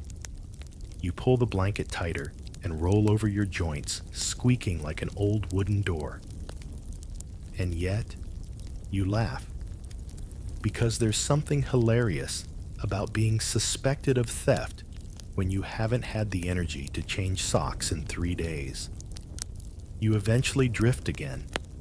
Your fever sends you places. You dream of being dragged through the corridor by guards while still swaddled in your blanket, yelling about being falsely accused. You dream the relic turns out to be a potato. You dream the guard apologizes and hands you soup. You wake up with a start when your elbow knocks over your wooden cup. You sit up. Someone's left a small dish by your door. Broth. You shuffle to it. It's cold, but it's food. It's a sign that someone somewhere in the castle knows you're alive. You sip it slowly, savoring every lukewarm, greasy drop. Your throat hurts less by the end. You wrap yourself in your blanket and sit on the edge of your bed like a war-weary survivor. You survived the guard. You survived the smoke. You're surviving the sickness. You stare out through the shutter slats at a sky that's still gray, but somehow feels a little lighter. You lean your head against the cold wall and whisper, "I'm still here." And for now, that's enough. The sky outside never really turns blue. It just shifts from miserable slate to slightly paler miserable slate, like nature can't commit to cheerfulness. But today, even that subtle shift feels like progress. You've stopped coughing every 5 seconds. Now, it's every 15. You take that as a sign of victory. Your fever's broken, or maybe it's just plateaued. Either way, you're less soggy with sweat and more vaguely damp in an unpleasantly reflective way. You swing your legs over the side of the bed and sit up slowly. No dizziness. That's new. You shuffle to the window and crack the shutter. Cold air rushes in, immediately stabbing your sinuses like 1,000 icy needles. But it's clean. It doesn't smell like mold or smoke or questionable rodents. It smells like outside. You close your eyes and breathe in. Your nose protests, but your brain hums. Today you might even bathe. That's a dangerous thought in a castle winter, but you're feeling ambitious. You bundle up in every layer. You can find 2 tunics, a slightly suspicious woolen scarf, and your cloak of many smells, and head toward the laundry rooms. It's the only place with warm water and someone with access to soap. You pass a few servants on the way, each giving you a side glance that clearly says, "Oh good, they're not dead." You nod regal in your recovery. Down in the laundry chamber, the air is steamy. The stone walls are wet, but it's the good kind of damp. There's a massive wooden tub half filled with murky water and a pile of linen soaking in another. A maid notices you hovering. You here to scrub? You blink. "I was hoping to warm up." She squints. "You sick?" You cough lightly. "Less than before." She grunts, then gestures toward the tub. "Cleanest water's already been used, but it's hot. That's good enough for you." You roll up your sleeves, sit on the tub's edge, and dip your hands in. Bliss. Actual hot, non-haunted water. It stings a little at first, your skin's dry and cracked, but then it floods your fingers with life. You lean forward and splash your face. Your fevered sweat, your dried tears, your castle filth gone in 2 handfuls of steam and soap root. You smile. The maid raises an eyebrow. "You look better?" You nod. "I smell better." "Not much," she mutters. You laugh, then cough, then laugh again. Here's your quirky historical fact. Full baths were rare in winter. Water was heavy heating. It was labor-intensive. And getting undressed in a stone room in January felt like volunteering for pneumonia. So people bathed piecemeal hands, face, maybe feet. The term laundry day didn't just mean clothes. It often meant sponge baths by the hearth. Historians still debate how often medieval people truly washed. Some sources suggest nobles washed monthly. Others say they just changed undergarments and prayed. Either way, cleanliness was a spectrum. And during winter, most folks slid straight off it. You take your moment with the warm water seriously. You scrub behind your ears. You soak your wrists. You splash your hairline. It feels like a small resurrection. You ask the maid if there's spare soap. She hands you something gray and lumpy. It smells like lard and mint. You take it with reverence. You head back upstairs, damp but invigorated skin, steaming under your many layers. You reach your chamber, throw open the shutter wider, and let sunlight, actual weak, half-hearted sunlight, flood the space. Dust motes dance in the air. You sit on the bench and watch them like it's the best theater in town. And for once, you don't itch. You haven't coughed in 3 whole minutes. You even dare to take off your outer tunic and hang it by the hearth. You poke the embers with a bit of iron and coax them back to life. Warmth follows. You stretch toward it, palms out. The fire is small but faithful. It reminds you that you've survived so many things in this castle already. The cold, the drafts, the smoke, the bugs, the fever, the suspicious theft accusation. And you're still here, barely sure, but still.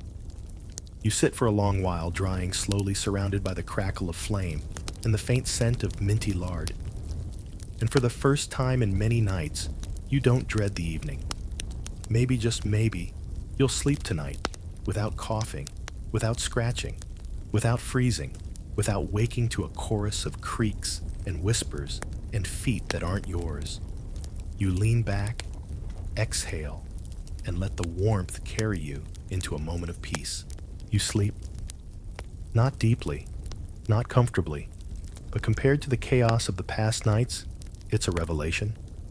No mysterious rustling, no bedbug ballet, no fever dreams about talking turnips or being chased through a tapestry by a coughing rat in armor. Just sleep. When you wake, the fire has gone out again. Of course. But the room still holds some of its warmth. A tiny miracle. Or perhaps the stone walls, for once decided not to act like thermal vampires. You stretch. There's stiffness in your spine, soreness in your joints, but no new bites, no violent coughing. The cold is manageable. The blanket hasn't betrayed you in the night. And best of all, your boots are almost dry. You reach for them hesitantly. You poke a toe inside. No puddle, no frost, no hidden mouse. You let out a little breath you didn't realize you were holding. You pull them on one at a time, and for the first time in days, your socks don't make that awful squish. You even smile. You glance around your room, taking stock. Mattress still looks hostile, but the bench is now your kingdom. The draft from under the door has been tamed with stuffed cloth. The window shutter is cracked just enough to let in light, but not the Arctic. The lice haven't made a second campaign yet. You might actually be acclimating. Then your stomach growls like a siege horn. You haven't eaten since the lukewarm broth yesterday. Your body now demands real sustenance. You head out into the corridor, cloak over your shoulders, like a knight returning from war, just smellier and with fewer heroic songs in your honor. You make your way to the kitchen. Inside, it's bustling. The hearths are roaring. Pots are bubbling. A child is getting yelled at for knocking over a sack of something rooty. You sidle in and make eye contact with one of the cooks. She blinks, recognizing your plague-like aura from the past few days. You look less dead. I feel about 15% alive. She shoves a wooden bowl into your hands. It's thick, steaming. Smells like barley meat, maybe even actual seasoning. You almost cry. You sit near the fire, inhale deeply, and take your first bite. Warmth spreads instantly. Not just through your mouth, but your chest, your fingers, your soul. This stew, simple as it is, tastes like redemption. You finish it too fast and clutch the empty bowl for warmth. Someone tosses another log on the fire. Sparks fly upward. You stretch your legs toward it, boots now, drying properly, not just pretending to. Here's today's historical bite. Winter food in castles was monotonous but essential. Root vegetables, grain-salted meats, anything that could survive the frost and rot slowly. Fresh greens were scarce. Fruit was a memory. Meat, if you had it, was boiled to leather.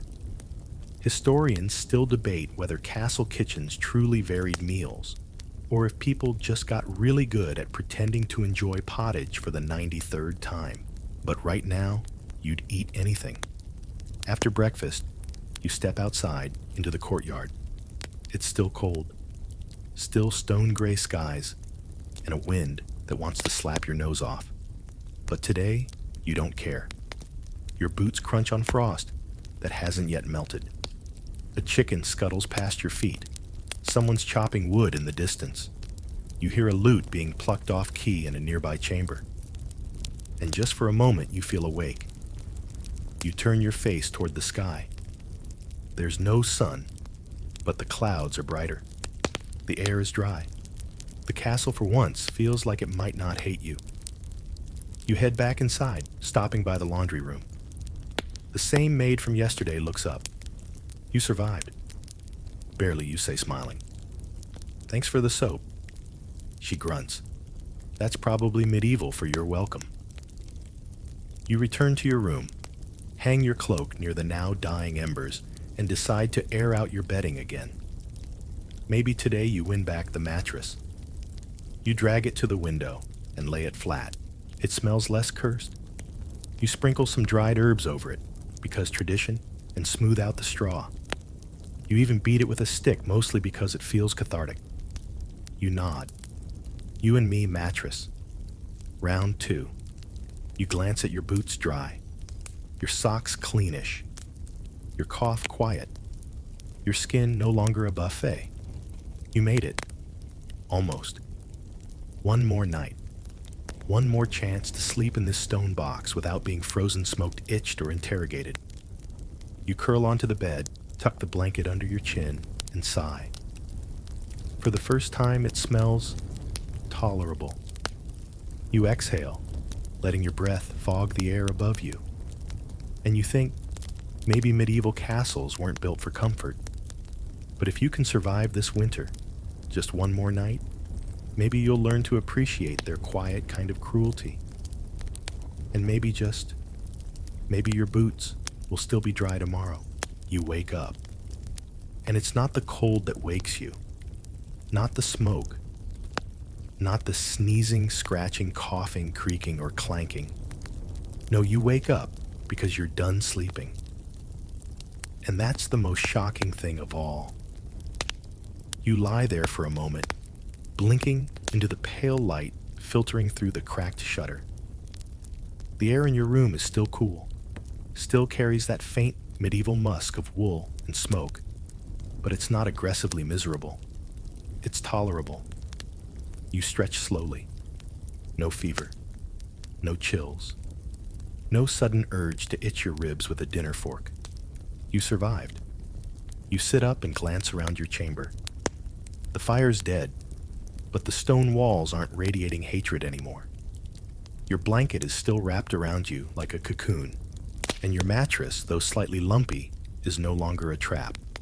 Just firm and mildly haunted. You wiggle your toes inside your socks. Dry. You sniff your tunic. Passable. You check your wrists for new bites. None.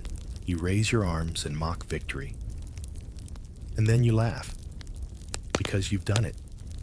You've made it through a full winter night in a medieval castle without freezing, choking, hallucinating, or scratching your skin off. Barely. You rise, dress slowly, layering like a seasoned survivor. You even fold your blanket, giving it a respectful nod. You walk the hallways with new energy, no longer dragging your cloak like a defeated wraith, but moving with purpose, like someone who knows where the warmest corners are and which bench doesn't have fleas. Downstairs, the great hall is brighter than usual. There's bread, cheese, even something resembling fruit.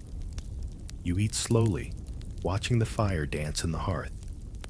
You think of the nights you spent huddled near dying embers, coughing your lungs into the void, scratching through layers of wool, wondering whether a rat had taken over your pillow. And now, you feel human again. You wander outside just before midday. The sun, the actual sun, is peeking through the clouds, weak, pale. But there, you step into the courtyard boots, crunching on old frost. Someone is carrying firewood. Someone else is chasing a chicken that has very strong opinions about personal space. And you just stand there, breathing, not steaming with fever, not shivering like a wind chime, just breathing. Here's your last historical tidbit. Castles were never designed for comfort. They were built for defense, for show, for power. Warmth was a secondary concern, if that. And in winter, they turned against their residents, stone by stone, draft by draft. Historians still argue whether medieval nobles truly suffered in their palaces, or whether we modern people are just soft. But you know the truth now. You lived it. You coughed. You froze. You itched. You boiled water with your own body heat. You fought a war with insects and won by retreating. You walked the perimeter of the courtyard, passing torches, frozen puddles and guards who no longer look at you like you're about to collapse in their arms. You nod at them. You've seen the worst parts of this castle and survived. You head back inside up the stairs, past the servant girl who once handed you soap like she was passing a holy relic. You reach your room. The window's open, just enough to let in a breeze, and you don't even flinch. You sit on the bench facing the dead hearth and allow yourself a rare medieval luxury peace. There's nothing particularly soft about this moment, nothing luxurious, but it's yours, and you earned it. The castle doesn't welcome you, it never did. But maybe in its own cold, stony way, it respects you now. You survived its winter, and tonight when you sleep, it won't be in fear of smoke or bugs or guards with torches. It'll be sleep you claimed through layers of misery fever and frostbitten socks. You lean back against the wall, close your eyes, and let the silence settle around you. Not as a prisoner, not as a guest, but as a survivor. Why getting a tooth pulled was brutal in the Middle Ages. We're diving straight into something that'll make you squirm just thinking about it. You wake up in a wooden bed, stuffed with hay, your mouth dry, and there it is again, that pulsing, searing ache in your back molar. The kind that feels like someone's tapping a hammer against your jaw. Outside roosters crow in a distant haze of fog. You've got chores to do, goats, to milk a fire to start, but none of it matters because your face is practically on fire. The year, 1347. The place, a muddy village in England. The problem, you have a toothache, and unless God himself intervenes, things are going downhill from here. You probably won't survive this. Your jaw throbs as you lift your head. There's no such thing as calling in sick, and no local dentist to pop in for a checkup. The pain doesn't go away, it worsens with every hour. You rub your cheek with a calloused hand and mutter a few hopeful prayers, but the ache laughs in your face. It's not just a bad tooth. It's the tooth. The one that's going to change your whole week, maybe your whole life. As you shuffle outside, breath steaming in the morning chill, you wonder what your options are. The village healer. She mostly deals in leeches and birch bark tea. Your neighbor suggests the man with the knives, which sounds promising until you realize that's the barber. See, in the Middle Ages, your local barber wasn't just giving bowl cuts. Nope. He was your multitasking medical man. Need a shave, a bloodletting, a tooth pulled. Same guy. The red and white barbershop pole still seen today. That's a throwback to the blood and bandage days. But we're getting ahead of ourselves. Back in your cottage, the pain is now spreading to your temple. Eating is nearly impossible. You've tried chewing with the other side, but even the act of opening your mouth makes your eyes water. Your wife suggests a poultice of mashed onions and vinegar tied to your jaw with a strip of linen. It doesn't help. Then she suggests prayer. That doesn't help either. You consider knocking the tooth out yourself with a rock, but the very thought of it sends a jolt down your spine. Plus, you've seen what happens when things go wrong. Your uncle tried something similar and lost part of his tongue. Not ideal. Meanwhile, your neighbors gossip. He's got the cursed tooth, someone whispers. They say a toothache that comes with fever could be punishment from Saint Apollonia. She was a Christian martyr who had all her teeth smashed out by Roman guards. People actually pray to her for relief from dental pain, which, ironic. By the third day, you can't sleep. Your jaw is swollen, the pain constant, and your patience gone. You're groaning like a dying ox, and even the dog avoids you. You finally relent. It's time to visit the barber surgeon.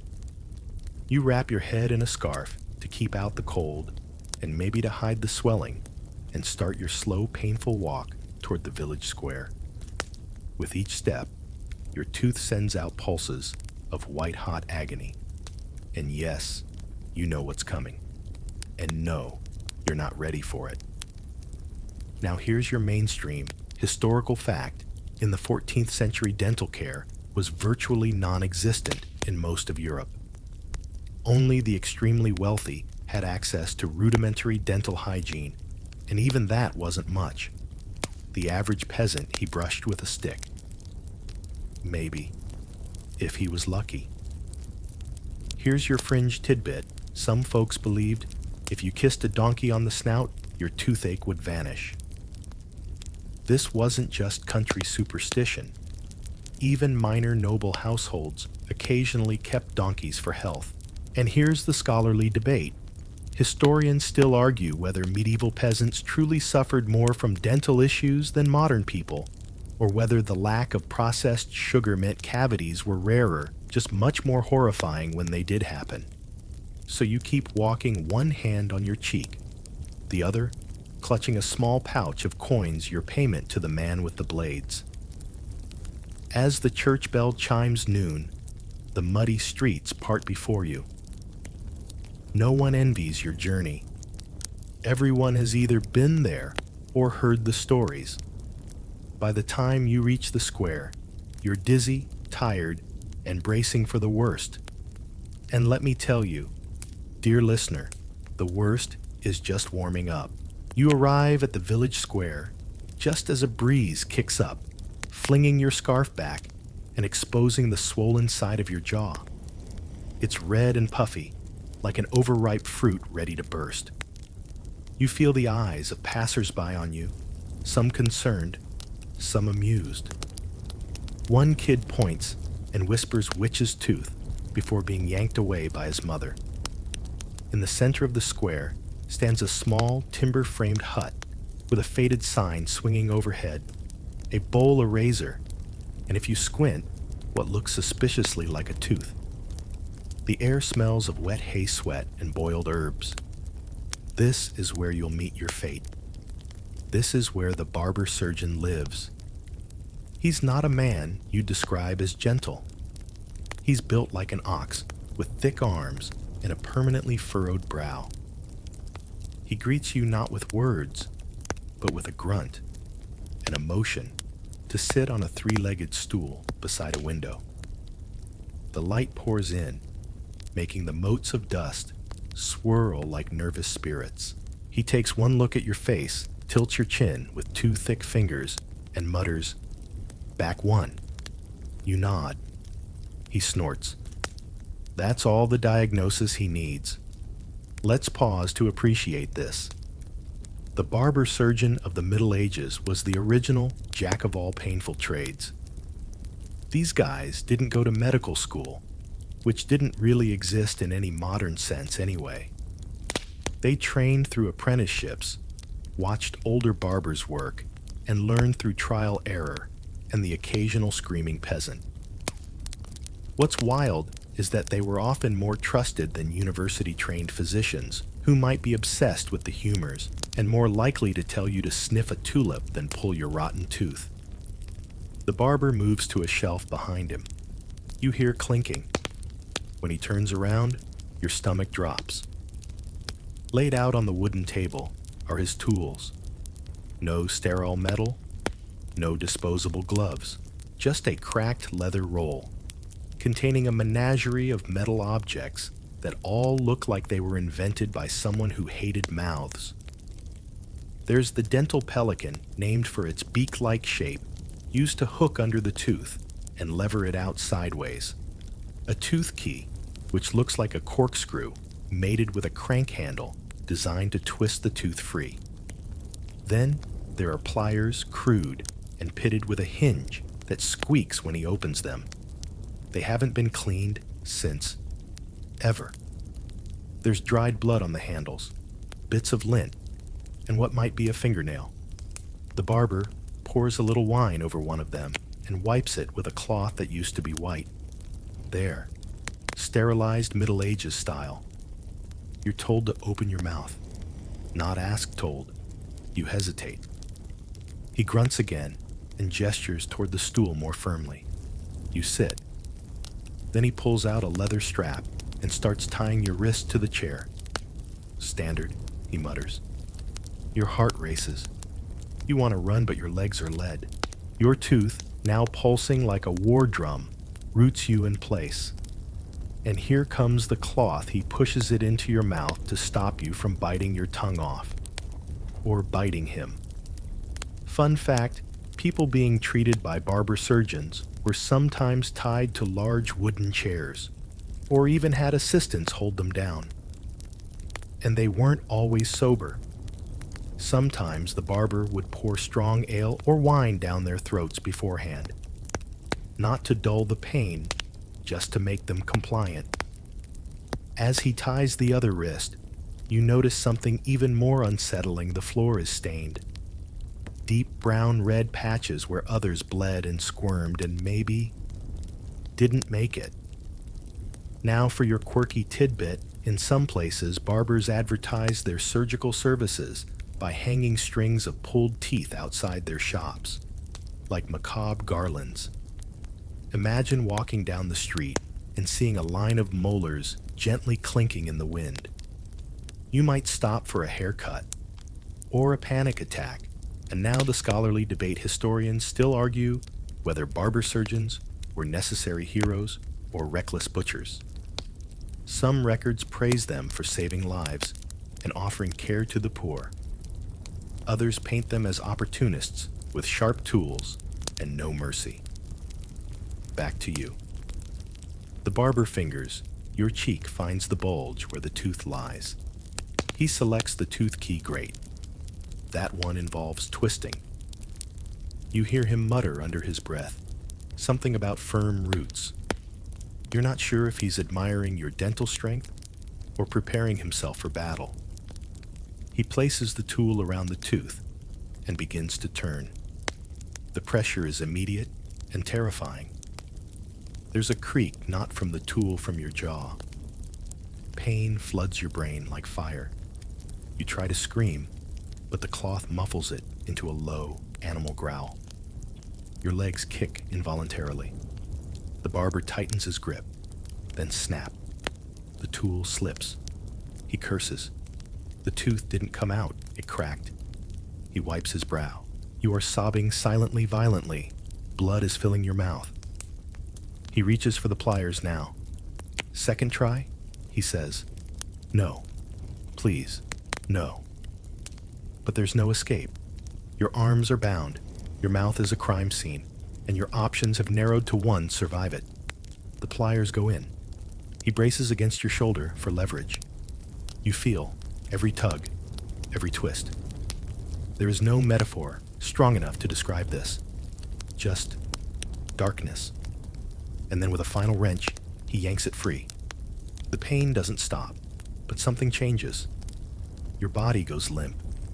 You are soaked in sweat, and in your lap, the tooth. Bloody. Broken. evil looking. Congratulations. You've officially made it through medieval dental surgery. The barber drops the bloody fragment of your tooth into a small wooden bowl with a dull clink. It rolls once, then settles like a war trophy. You watch it dazed, as if it's still connected to you somehow, like your soul didn't get the memo and is lagging behind. You're not dead, which feels surprising, but your mouth is a battlefield. Blood pools beneath your tongue, metallic and warm. Your gums throb. Your jaw twitches involuntarily. Your head spins. You try to sit up straight, but your spine has become jelly. The barber unties your wrists casually, like a man unstrapping a saddle. You think you hear him hum. There's a faint smell of sweat wine and something else, burnt linen. He takes a piece of cloth from the table and pours a bit more wine on it.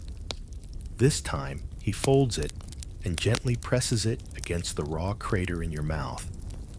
You wince, but he shushes you kindly almost.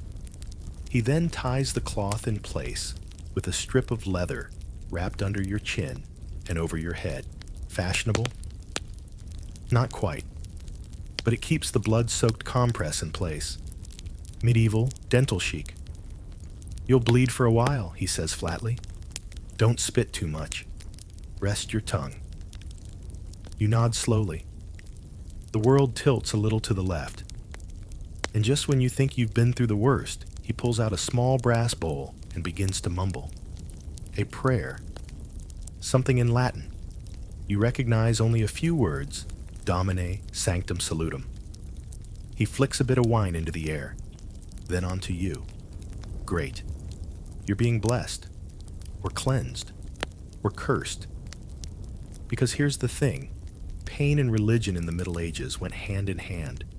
People believed sickness, especially sudden and localized pain, could be the result of sin or demonic influence.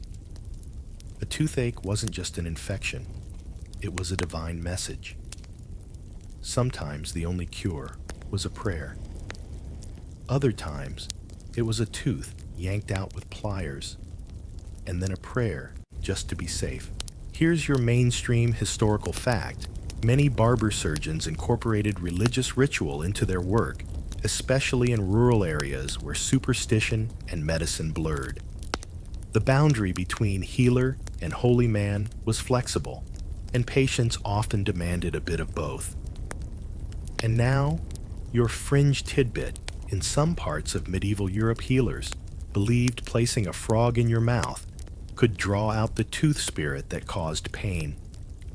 The frog obviously did not appreciate this. Historians have found multiple references to live animal remedies, none of which went well for anyone involved. The barber steps back satisfied.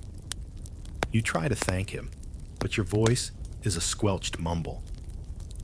You reach for your pouch and hand over the coins. It's not much. He doesn't count it. Outside, life goes on. The village square is loud with bleating sheep, laughing children, clanging hammers. But for you, everything feels muffled, like you're underwater. You stumble out into the daylight, hand pressed to your cheek. People avoid your gaze, not out of rudeness, just custom. No one likes to see someone freshly butchered. It reminds them it could be them next. You wander toward home dizzy and blood-drenched. You pass the apothecary, who eyes you and waves a vial. Camphor oil, he calls. Numb the nerve. You shake your head. Too late for nerves. Too late for anything, really. Back at your cottage, your wife gasps when she sees you. God's bones. She cries, rushing to help you inside. She props you on a bench near the hearth and begins fussing with cloth and warm broth. Your children peek around the corner, eyes wide. You tilt your head back and close your eyes. The compress itches, and your head is pounding. But somewhere deep inside, a sense of relief begins to bloom. The monster tooth is gone. Here's the scholarly debate. Historians still argue whether the average medieval person feared pain more or death. Tooth extractions were often life-saving, since an untreated infection could spread to the bloodstream or brain. But many chose to risk infection rather than endure the horrors of surgery. A gamble either way. You begin to drift. The fire crackles. Your wife hums a tune. You taste blood, yes, but also something else: survival. And then, out of nowhere, a thought occurs to you. The barber never washed his hands. The next morning, you wake up to birdsong and a dull, pulsing pain that reminds you your jaw still exists. You touch your face gingerly. The swelling has gone down slightly, but your cheek is still puffy, your lip crusted with blood, and your mouth tastes like iron-spoiled cabbage and a faint hint of regret. Your wife offers a bowl of thin porridge. You try to eat, but even tilting the spoon into your mouth feels like a gamble. Half of it dribbles down your chin. You sigh. This is your life now. Soft food, muted pain, and the terrifying knowledge that you have other teeth. One down, 20-something to go. You shuffle to the mirror, a polished bronze plate nailed to the wall, and peer inside your mouth. The gap where the tooth used to be is dark and gory. You're pretty sure there's still something lodged in there, a bit of cloth maybe, or a sliver of bone. You poke it with your tongue. Bad idea. You're not alone in this misery. Everyone you know over the age of 30 has missing teeth. Smiles are mostly gummy. Whistling is hard. Bread must be soaked in ale before chewing. If someone flashes a full row of molars, they're either royalty or lying. Here's your mainstream historical fact. In the Middle Ages, dental hygiene was virtually non-existent. Toothbrushing wasn't common practice, though some wealthier people used cloths to wipe their teeth or chewed fragrant twigs to freshen breath. But for the average peasant, nope. You were lucky if you rinsed with water. Cavities were slow, painful time bombs, and tooth loss was a grim rite of passage. As you limp around the cottage, your wife is already boiling water with sage and thyme, your post-op care plan. You sip it cautiously. It's hot herbal, slightly bitter. She insists it will draw out the bad humors. You nod more out of hope than belief. And that's where we enter the wonderful, confusing world of humorism. According to medieval medical theory, your body was governed by 4 humors: blood phlegm, black bile, and yellow bile. Every illness, every ache, rash, fever, or fang of dental pain was blamed on imbalances in these fluids. Toothache, probably too much yellow bile. Or maybe the wrong alignment of planets. Or a vengeful spirit. Pick your poison literally. Here's your fringe tidbit. Some believe toothache could be cured by rubbing your gums with crushed earthworms mixed in wine. Yes, worms. Medieval dentistry really pushed the boundaries of flavor. The village healer stops by later that day to check the wound. She's older, smells like lavender and damp moss, and carries a pouch of dried herbs and bones. She presses your cheek, clucks her tongue, then pulls out what looks like a chicken foot. She waves it gently over your face. You try not to laugh or cry. Not cursed, she says finally, just hot in the blood. She gives your wife instructions. Keep your head warm, avoid salty foods, and burn dried rosemary at sunset. You agree to everything. Compliance is easier than arguing when your face feels like a kicked beehive. Here's the scholarly debate. Historians still argue how much of medieval folk medicine was rooted in actual results versus placebo. While modern science rightly debunks most of it, some herbal remedies, like clove oil or sage, did have mild antiseptic properties. But were these used intentionally for those effects? Or just because they smelled holy? No one's quite sure. You spend most of the day lying by the fire half awake. At one point, your eldest son toddles over and offers you a rock, his version of medicine perhaps. You accept it with great ceremony. Outside, the wind picks up. The chimney whistles. Somewhere in the village, a blacksmith's hammer rings out a clear metallic clang that makes your jaw throb anew. And then there's that smell again. It's not from your house. It's from you. The extraction site reeks of rot and iron. Your breath could curdle milk. It's time to face a new humiliating truth. Your toothache may be gone, but your breath could end friendships. You try to exhale through your nose as much as possible. Not just because your mouth still feels like a battlefield, but because, let's be honest, you don't want to smell yourself.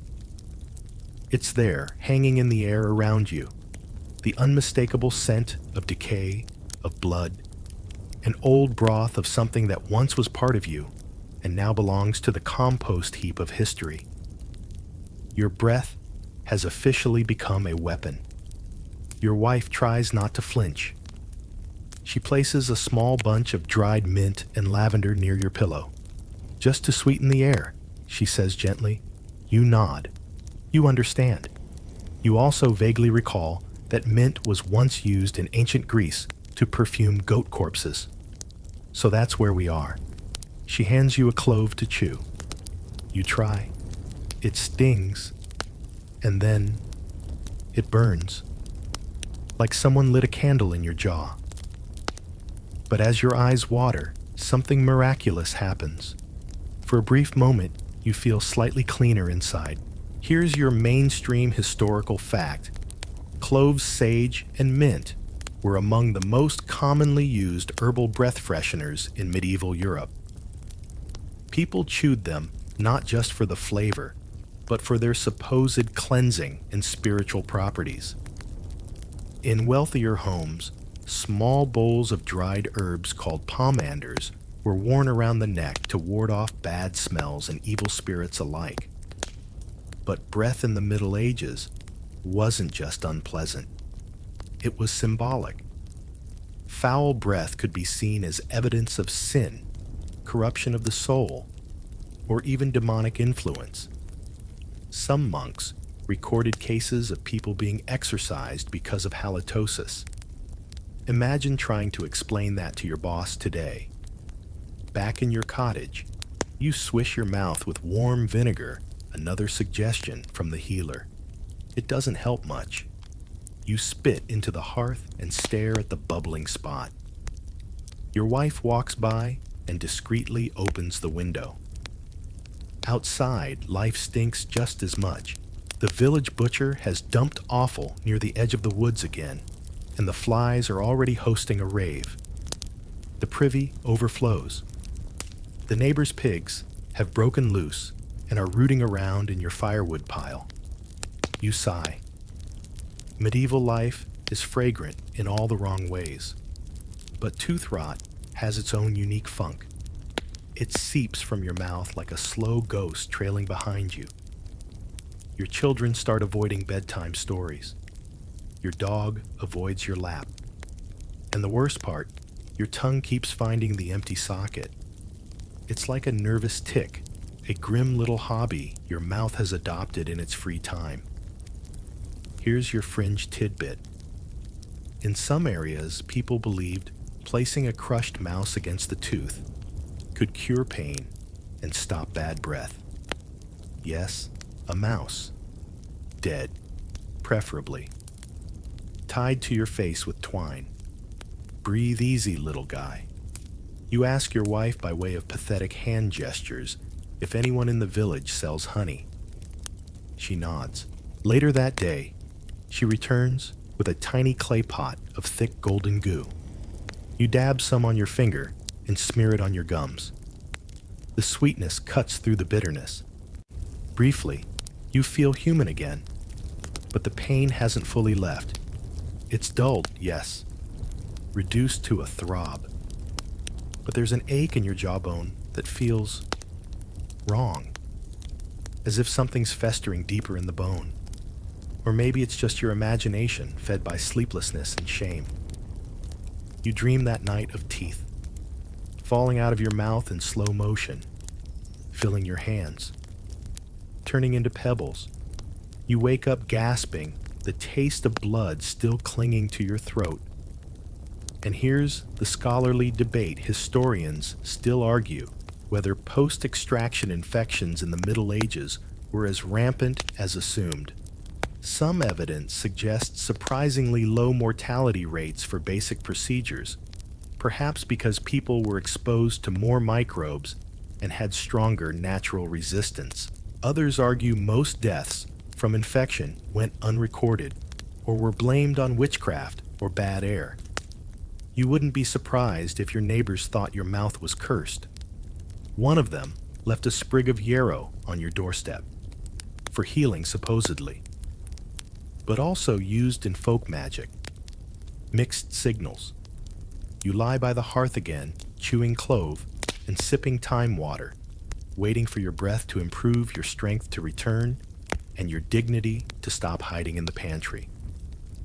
But for now, the lesson is clear. In the Middle Ages, bad breath wasn't a punchline. It was a warning sign of illness, of infection, of death, or at the very least, of a very long, very quiet dinner. By day 3, your jaw still aches, your breath could knock out a cow, and your general mood has turned from pitiful patient to quietly resentful ghost. But even worse than the pain is the thought that this might not be over. Not by a long shot. You're lying on your straw-stuffed mattress when a neighbor bursts into your home without knocking. He's panting. The plague, he wheezes. In the next village, 3 dead already. You sit up too fast. Your head swims. Plague. Again. It's 1347, remember? The Black Death is creeping through Europe like a dark fog. People vanish overnight. Houses are boarded shut. Church bells toll day and night. And here you are with an open weeping hole in your mouth, prime real estate for infection. Here's your mainstream historical fact. The bubonic plague arrived in Europe in the mid-14th century and killed an estimated 25 to 50 million people, up to half the population in some areas. It spread fast, hitting villages like a thief in the night. Poor sanitation, overcrowding, and ignorance made the perfect storm. The link between tooth infections and deadly illness. Very real. If your wound festers, if bacteria from your gums enters your bloodstream, you could fall ill in days, and no one would blame your molar. They'd blame bad air witch's sin, or perhaps your grumpy cat. You wrap your scarf tightly around your head and mouth, not because it helps, but because it feels like it might. It's a shield against the creeping dread that is life in the Middle Ages, plague, famine, rat's teeth. Here's your fringe tidbit. Some medieval plague doctors believed in the power of tooth charms to ward off death. Small ivory carvings, bits of jawbone, or even gold leaf pressed into the gums were thought to protect you from infection. Spoiler, they didn't. Your wife boils everything. Blankets, clothes, your ragged scarf, hoping heat will drive out sickness.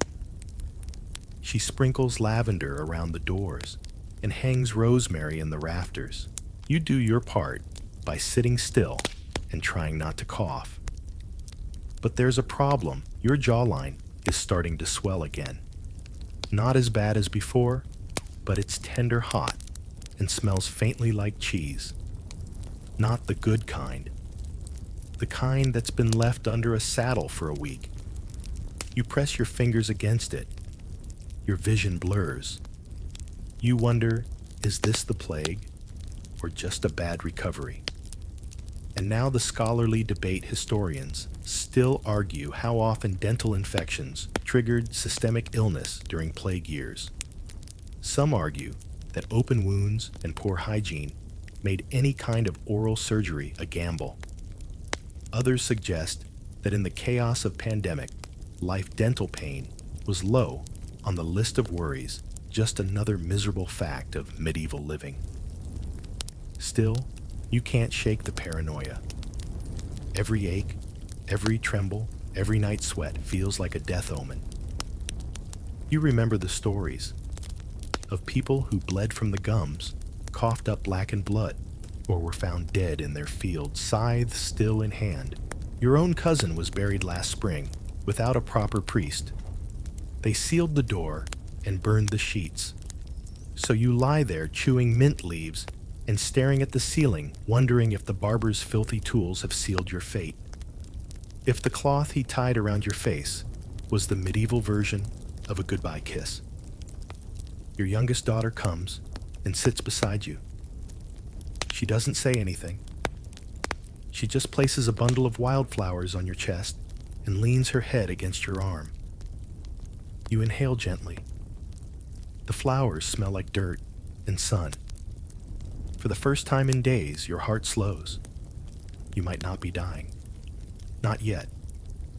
But you're closer to death than you were last week. And somehow, that makes your toothless grin feel like a hard-won badge of survival.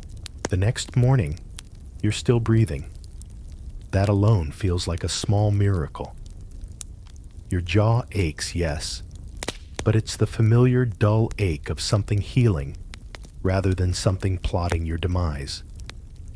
The swelling has reduced, and you can finally open your mouth more than a sliver without wanting to scream. You shuffle outside for the first time in days. The sky is a hazy gray, the sun behind a gauze of mist. Chickens scratch half-heartedly at the frozen dirt. The neighbor's pig is rooting through what was once your herb garden. You don't stop him. Honestly, you respect the hustle. A few villagers nod as you pass. One mutters, "He's alive." You give a soft grunt in return, a mutual understanding of how rare and difficult that is. Then you notice something. The smell of stew drifting on the wind. Garlic, onion, maybe even meat. Your stomach growls like a cursed beast. You haven't felt hunger in days. You stagger toward home with purpose. Inside, your wife is indeed cooking. She's got a pot on the fire, steam curling upward. You lean in eagerly, then stop. Your breath. Still bad. Still bad. But maybe slightly less apocalyptic. She hands you a bowl. Soft beans, boiled greens, and a spoonful of broth. You sip slowly. The warmth fills you. Your jaw doesn't protest. You allow yourself to smile even if it's lopsided and mostly gum. Here's your mainstream historical fact: food in the Middle Ages was coarse and often difficult to chew. Peasants survived on bread, pottage beans, and whatever vegetables they could grow. Meat was rare. For someone missing a tooth or several, eating became a negotiation with pain. As you chew, you remember that there are no dentists here, no appointments, no cleanings, no tiny sinks to spit in. You think of your friends, all with gapped smiles. Your mother, with barely any teeth left. Your grandfather, who could only eat boiled oats and still somehow lived to 60. Your tooth wasn't bad because you failed at hygiene. It was bad because everyone's teeth were bad. This is just what happens. Gums bleed, teeth rot, jaws swell. People cope. Your wife sits across from you sewing. She glances up, occasionally nods approvingly. You realize this is the most normal your house has felt in a week. And here's your fringe tidbit. Some medieval households kept a small cup or pouch of family teeth. Baby teeth, fallen molars, even shards pulled in desperation. These were seen as charms, memories, or future resources. Occasionally, they were buried beneath doorsteps to bring protection or fertility.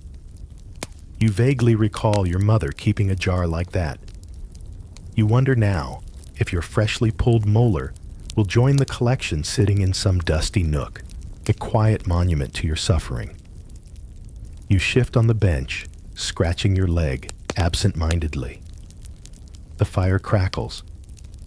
Somewhere down the road, a cart rolls by with a squeaky wheel. You begin to talk again, slowly, carefully. Your voice still has a lopsided slur, like your tongue is unsure where to rest. But it works. You ask for water. You thank your wife. You mumble a joke about your better side being the toothless one. She snorts. That's progress. Here's the scholarly debate historians still argue whether medieval people normalized tooth loss or simply endured it in silence. Some records suggest communities mocked the toothless. Others show high respect for elders regardless of how many teeth they had. After all, if you made it to old age, you'd earned your gummy grin. You stand a little wobbly. Go to the doorway. Feel the wind on your face. It's cold and smells like mud, but not like blood. You smile. Not because you're healed, not because it's over, but because despite everything, you're still here. And in the Middle Ages, that's more than most people could hope for. The next few days blur into a strange rhythm. Rest, rinse, chew, softly, repeat.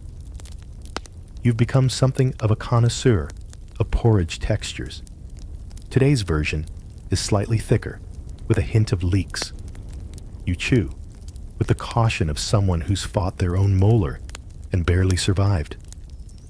And then one morning, someone knocks on your door. You open it to find your cousin Alwyn, standing there with a hand over his jaw and a haunted look in his eyes. "It's my turn," he says grimly. You nod. No words needed. You set him on the same bench where you once sat puffy and pitiful. You pour him a cup of broth and hand him a strip of cloth. He sniffs it suspiciously. "What's this for?" "For after you say." He groans. Turns out your story is circulated. The tale of your extraction, the cloth, the wine, the blood, has become a village legend. Children whisper about it like a ghost story. He lived through the tooth curse, they say, as if surviving a dental procedure makes you some kind of local hero. You're not a hero, just someone who limps a little when he chews now. Here's your mainstream historical fact communal knowledge about health in the Middle Ages, spread not through books, but through stories. Oral history, gossip folk tales, and exaggerated retellings shaped how people understood illness and recovery. If someone survived a painful procedure, they became the de facto expert on that ailment. You, dear listener, are now the tooth man. So when Alwyn asks what to expect, you try to explain. Gently. He'll use the key. It'll slip once, probably twice. You'll want to scream, but don't. Bite the cloth, not your tongue. You'll bleed. That's normal. You'll smell like old iron and wool. That's also normal. He stares. You make it sound like a battle. You pause. It is. Alwyn eventually shuffles off, muttering something about changing his mind. You don't blame him. Later, your wife tells you she overheard two women arguing in the marketplace over whether worms or wine worked better for tooth pain. One swore by burning sage and inhaling the smoke. The other claimed garlic rubbed on the soles of the feet could pull the pain downward and out. You chuckle and then flinch. Chuckling still hurts. Here's your fringe tidbit in certain Slavic communities. It was believed that if you buried your bad tooth under a hawthorn tree during a full moon, it would grow into a tooth tree and protect you from future illness. Some even left tiny offerings at the base bits of bread milk or coins. You think of your own tooth still sitting in a dish by the hearth. You haven't buried it. Yet. Maybe you should. You take it out, turn it over in your fingers. It's smaller than you remember. Ugly. Broken. A tiny reminder of suffering. You walk out to the edge of the woods, find a quiet patch of earth near a twisted tree, and bury it with a few muttered words. Not a prayer exactly, just thanks. And here's the scholarly debate. Historians still argue whether medieval people truly believed in the magical power of bodily relics. Teeth, nails, hair. Or if it was just tradition. Was it superstition or symbolic closure? The line between ritual and practicality was thin, often blurred by necessity and fear. As the sun begins to set, you sit by the tree a while longer. The breeze rustles the leaves. You feel lighter. Back home, your daughter has drawn a little picture on a scrap of parchment. It's you stick limbs, big smile, missing tooth, and all. She's labeled it Papa Brave. You tack it to the wall right next to the dried rosemary bundle. For the first time in days, you laugh, really laugh. It still hurts, but you do it anyway. A week passes. Your jaw still aches on cold mornings, and your tongue still wanders to the empty socket out of habit. But the bleeding has stopped your breath, no longer scares the chickens, and you can drink wine again without feeling like your skull is collapsing inward. In other words, you're back. But one thing still nags at you. It's something you overheard the blacksmith say at the tavern.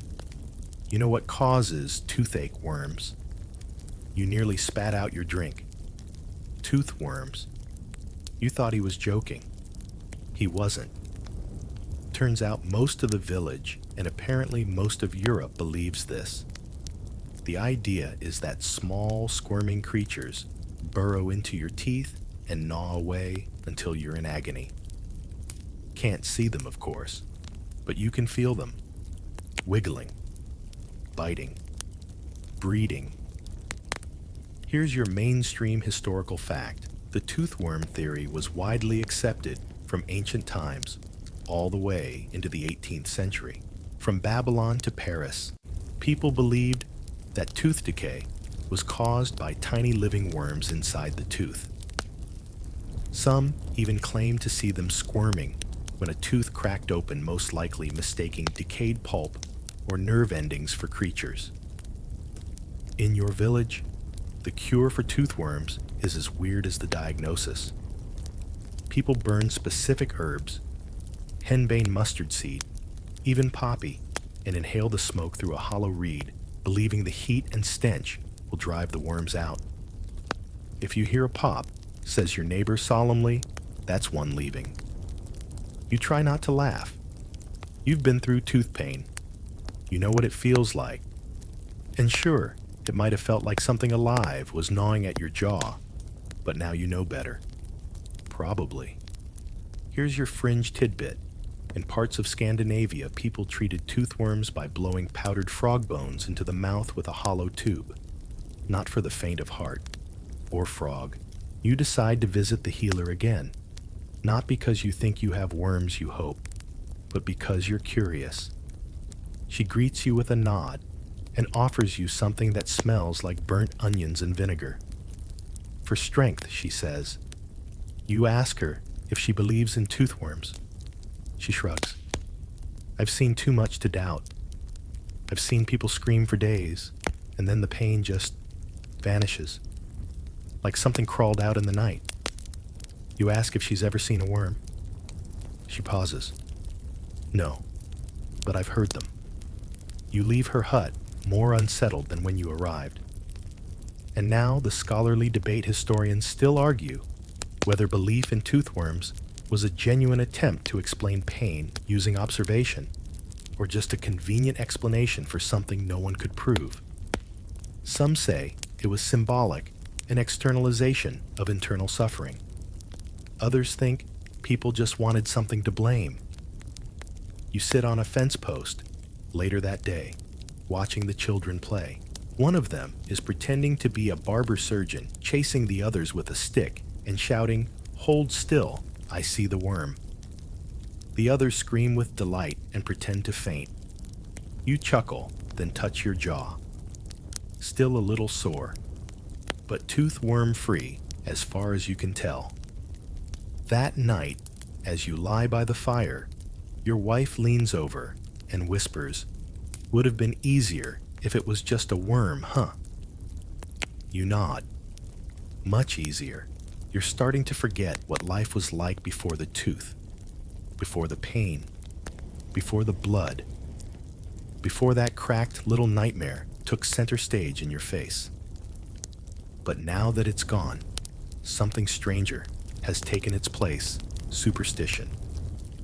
It's not just the tooth worms.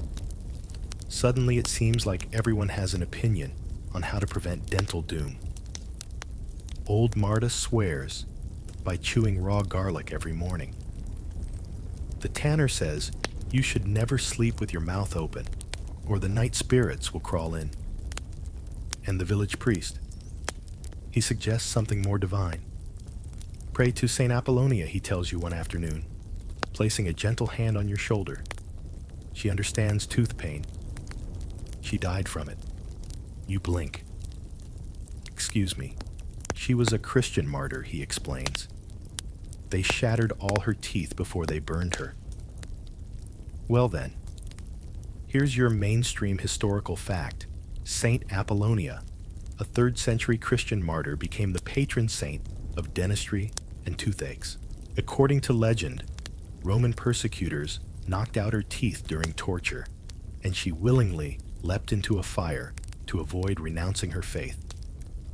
In medieval Europe, people prayed to her when suffering from dental pain, and her image often included pincers holding a tooth.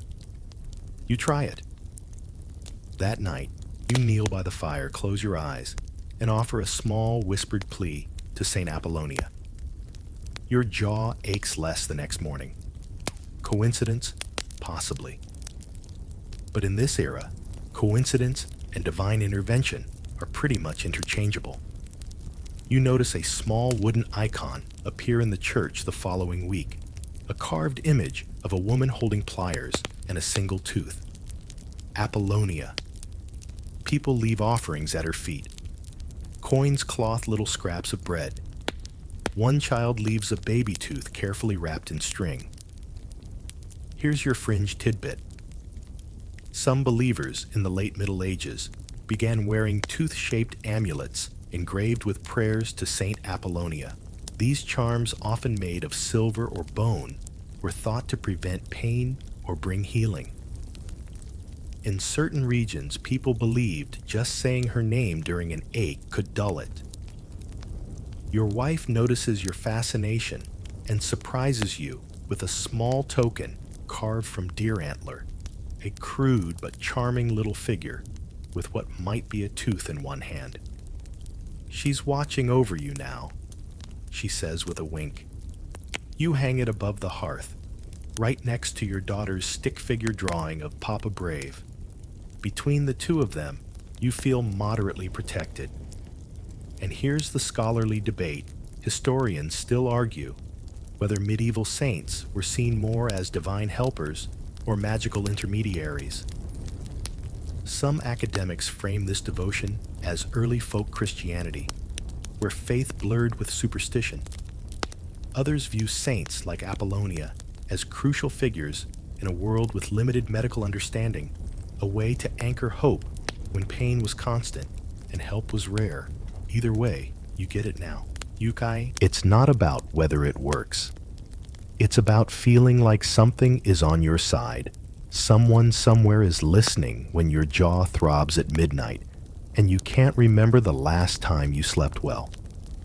You spend the next few days collecting stories. The butcher once boiled his tooth in mead and drank it. The shepherdess used to hum a certain tune every time her gums hurt, swearing it scared the worms away. The miller simply pulled out 3 of his own teeth with a knife because better to lose them on your terms.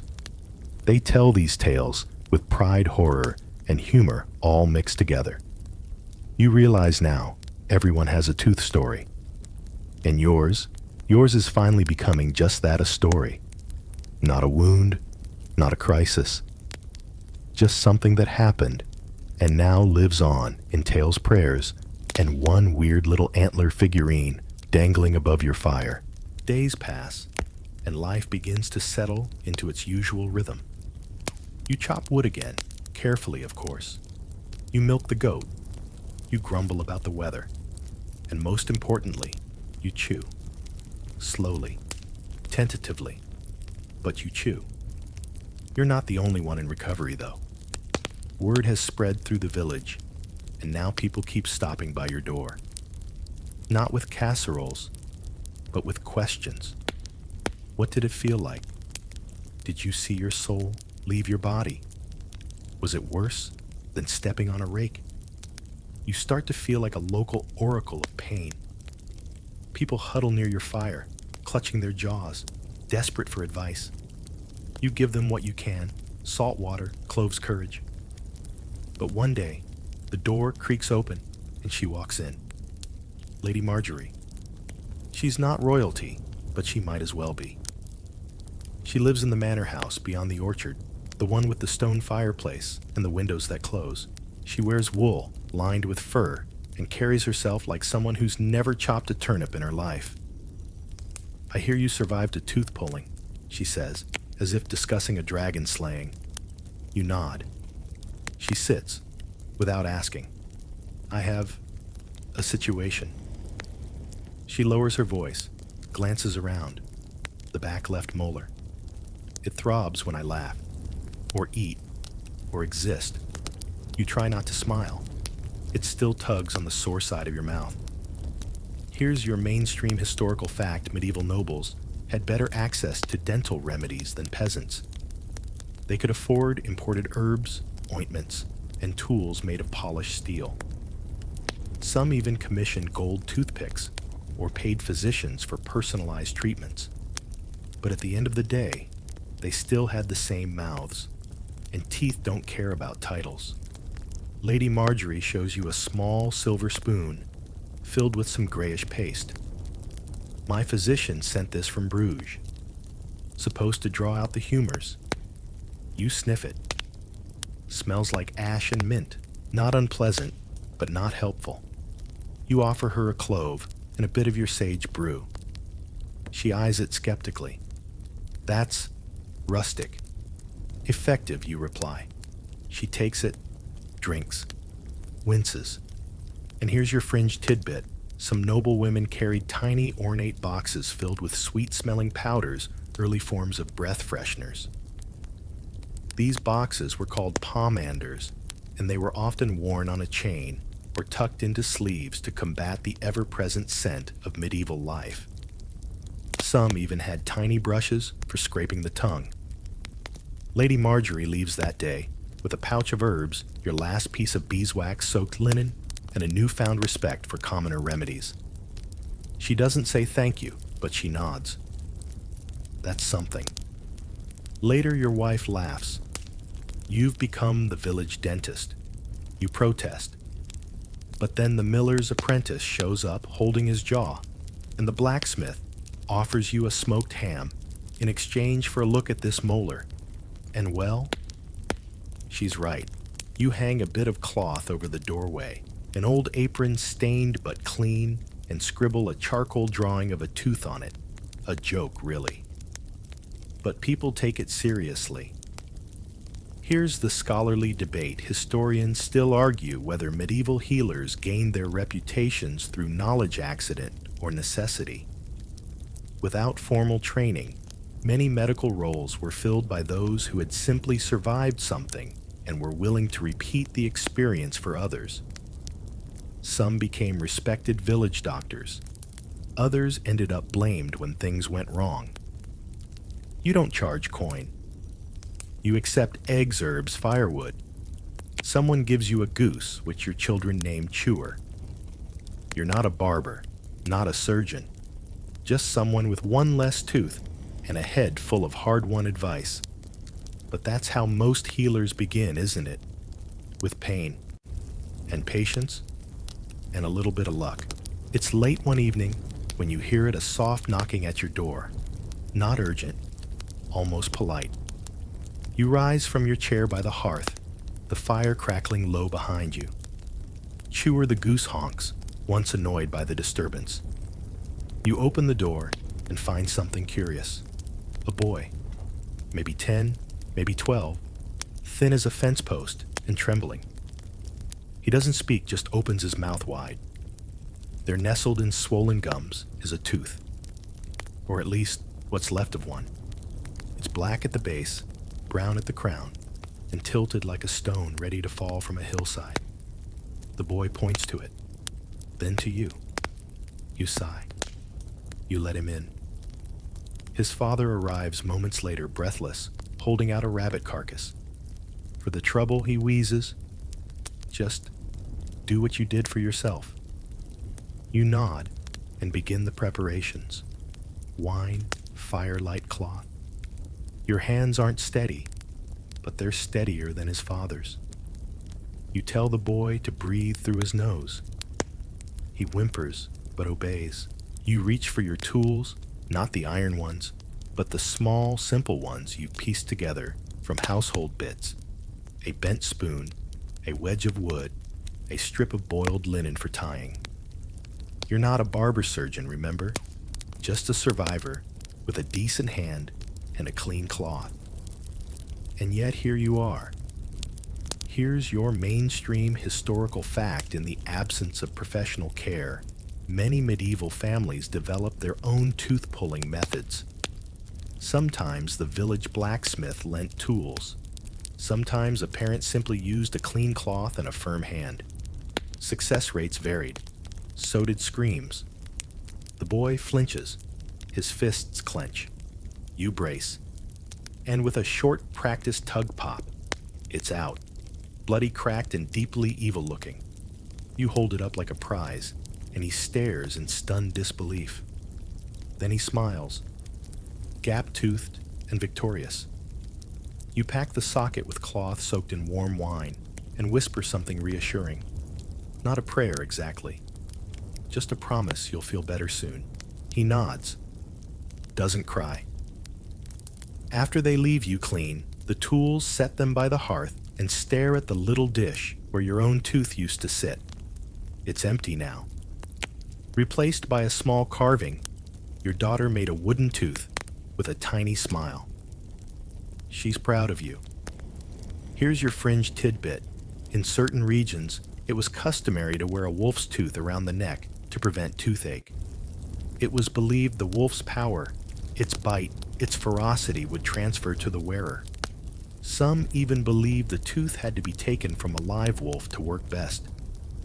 You think about carving something similar for the boy. You step outside. The stars are clear tonight, pinpricks of fire in the cold sky. You breathe in. No pain. No rot. Just the faint scent of sage from the herbs drying by the door. Here's the scholarly debate. Historians still argue whether folk remedies and symbolic charms actually comforted the sick or merely distracted them. But in a world without certainty, without anesthesia, antibiotics, or sterile rooms, hope itself was a kind of medicine. You've seen it now, over and over. The barber with his iron tools. The healer with her frog bones. The mother with her boiled cloth. The priest with his Latin prayers. You with your warm hands and your rabbit-paid service. Different tools. Same goal survived the tooth. You look down at your hands, scarred, tired, but useful, and think maybe that's what healing really is. Not perfection. Not painlessness. Just one hand reaching out to help another. The first child was the beginning. After him, more came. Not in crowds. This wasn't some kind of medieval dental pilgrimage, but one by one. Quietly. Discreetly. Holding their jaws, or the hands of their mothers, or small pouches of herbs, hoping you could make the pain stop. You begin to notice a pattern It's always the back teeth that go first, molars especially, the ones that take the brunt of chewing the village's rock-hard bread and whatever dried peas haven't turned to stone. You start asking them what they eat. You get the same answer, everything I'm given, which is to say, whatever's left. One afternoon, a young girl comes in, maybe 8 years old. She opens her mouth without you asking. 2 baby teeth are already gone.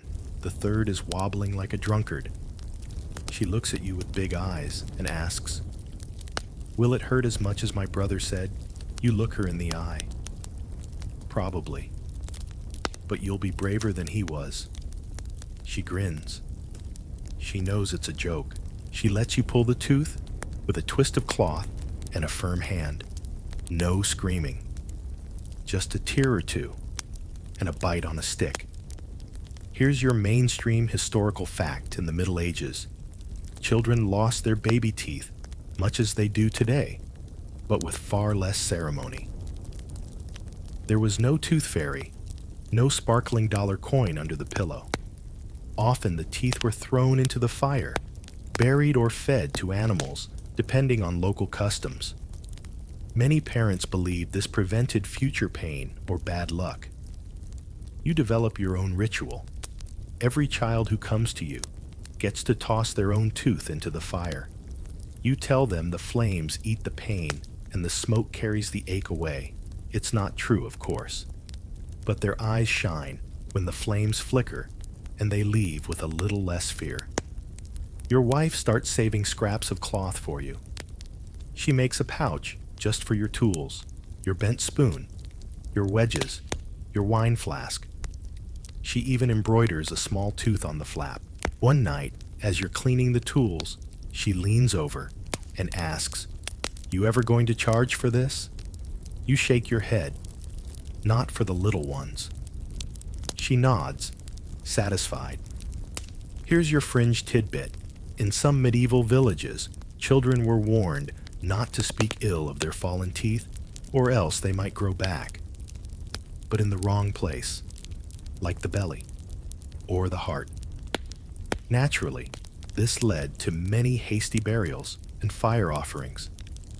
You start noticing how many of the village's children are missing teeth. Some grins are practically toothless. A few toddlers walk around with one enormous front tooth like a lone sentinel. But it's not just funny, it's telling. These kids are growing up in a time where pain is normal, where a toothache is just another part of life, like scraped knees or bad weather. But for some of them, you're the first person who shows up with a plan, a method, a kind word, a promise that it will hurt less tomorrow. Here's the scholarly debate. Historians still argue how much care was truly given to children in the medieval world. Some sources show a deeply affectionate society. Others suggest a more practical, sometimes indifferent approach. But the presence of rituals, charms, and even folk remedies tailored to kids suggests that even in a hard world, tenderness found its way through. You feel it when you place a cool cloth on a burning cheek, when a child sits on your lap shaking and walks away smiling, when a tooth lands in the fire with a soft crack and the room grows lighter. One day, you look at the drawing your daughter made, Papa Brave, and you realize it's surrounded now. Dozens of little teeth sketched around it in charcoal, each one representing a story, a victory, a scream survived. You don't remember telling her to draw them, she just knew. The pain never really leaves it, just changes shape, moves deeper, becomes part of you in small, invisible ways. Take today, for instance. You wake up to frost on the window ledge and a jaw that feels tight like you've been clenching it all night. You stretch it slowly, flexing your tongue along the familiar ridge of the empty socket. No blood, no swelling. But the memory is still there like a bruise that hasn't faded. And that's the thing about pain in the Middle Ages. There's rarely relief.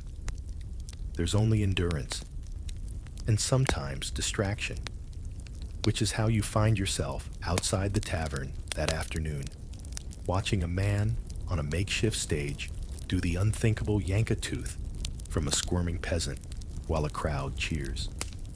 The man's dressed in garish colors, his coat patched in red and gold. He's got a crooked hat, a crooked smile, and a box full of tools that look suspiciously familiar. He calls himself Master Baldric, the Mouth Mender. You know his type. These are the tooth pullers of the road, part performer, part opportunist, part miracle salesman. They travel from town to town promising quick fixes and faster pain-pulling teeth in front of gawking crowds for a few coins and a dash of glory. You wince as he twists a molar free and holds it up like a prize. The crowd gasps. The patient wobbles away, dazed and bleeding as a child collects coins in a tin bowl. Here's your mainstream historical fact. During medieval fairs and markets, it wasn't uncommon for itinerant tooth pullers to perform extractions publicly. They combined spectacle with service yanking teeth quickly and dramatically, often with little regard for technique. Some were skilled, many were not. You approach the stage. Baldric notices your stare. Fancy a demonstration, good man, he calls. Or perhaps a competition. You raise an eyebrow. How many teeth have you pulled? He grins. Too many. Still have all mine, though. He opens wide to prove it. Show off. Here's your fringe tidbit.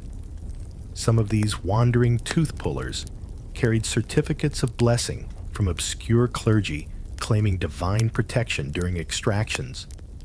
Others wore bone necklaces or rings carved with symbols meant to steady the hand.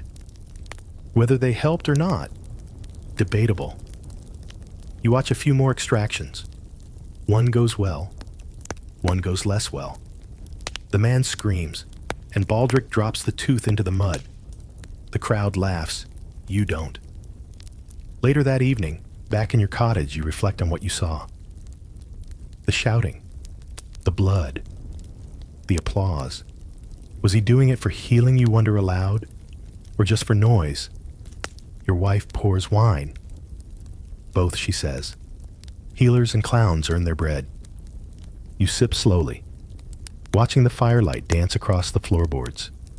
Here's the scholarly debate. Historians still argue whether traveling tooth pullers were brave practitioners or dangerous charlatans. Some earned reputations as local heroes. Others vanished after botched procedures. What's clear is that public extractions weren't just medicine, they were theater. You touch your jaw. It's solid. The hole is closed. You're not bleeding anymore. But watching Baldric reminded you of the rawness, the lack of control, the audience cheering while someone clenched a rag and screamed into the wind. You've never asked for applause, only quiet, a warm cloth, a darkened room, a fire to absorb the pain. Maybe that's why people keep coming to your door, because you don't treat it like a show. You treat it like a wound. The next morning, your jaw is quiet. Not healed, not forgotten, but quiet. Like an old dog lying by the fire, snoring softly, but ready to bark if provoked. You feel lucky, not just for the absence of pain, but for the knowledge you now carry. You've seen how bad it can be, how it was. And now you're the one others come to before things reach the screaming stage. But your peace doesn't last. Because today, a man arrives from 2 villages over an ox of a man with a beard like a hedge and eyes wide with desperation. My wife, he says. It's her tooth. She hasn't slept in 3 days. The pain is spreading. You don't hesitate. You pack your things, linen wine, your bent spoon, and set out with him before the sun is fully risen. The road is muddy, the wind sharp, and Chewer, The goose honks in protest as you leave. You reach their home, a modest cottage, with smoke curling from the chimney. Inside, the woman lies curled on a mat, her cheeks flushed, and her breathing shallow. One look at her, and your stomach tightens. Her jaw is massively swollen round red and hot to the touch. Her eyes flutter when she tries to speak, but the pain chokes her voice.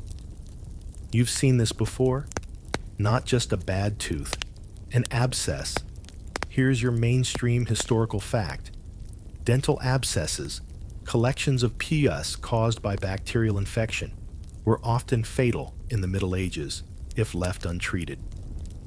With no antibiotics and no understanding of sterilization, an untreated abscess could spread to the neck brain or bloodstream, leading to sepsis or death. You unwrap your tools, boil water, pour wine, tear linen into strips. This is no time for theatrics. This is damage control. You explain to her husband that the tooth must come out, that the swelling must be drained, that she will scream and maybe faint. He nods, pale as wool. Here's your fringe tidbit. In some medieval texts, it was recommended to heat a poker and lance a swollen jaw from the outside to release the fire within. Others suggested poultices made of mashed turnips, leeches to the temple, or even holding a candle to the cheek to draw out the poison. You don't do any of that. Instead, you sterilize your small knife in the fire, say a prayer under your breath, half to Saint Apollonia, half to luck, and make a quick incision near the gum line. The scream is short, but sharp. Then comes the pus. It's foul, yellow, thick reeking. It drains fast. You press clean cloth against it over and over until the swelling softens and her breathing steadies. You don't pull the tooth today. Too risky. You leave her with instructions: rinse with sage water, rest drink broth. You promise to return in 3 days. She squeezes your hand, weakly, but with gratitude. Here's the scholarly debate.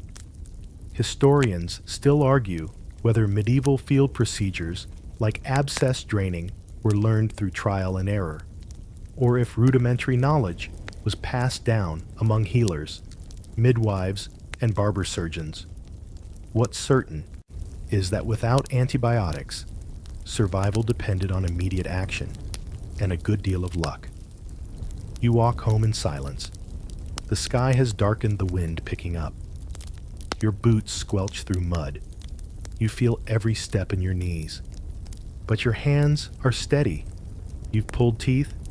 You've packed wounds. Now you've drained an abscess and maybe saved a life. And yet no one will write a song about this. There's no triumph in this work, only relief, and sometimes mercy. You reach your cottage just as the fire's fading. Your wife meets you with hot water and a look that says, "Did she live?" You nod. You sit down, cradling your tools like old friends.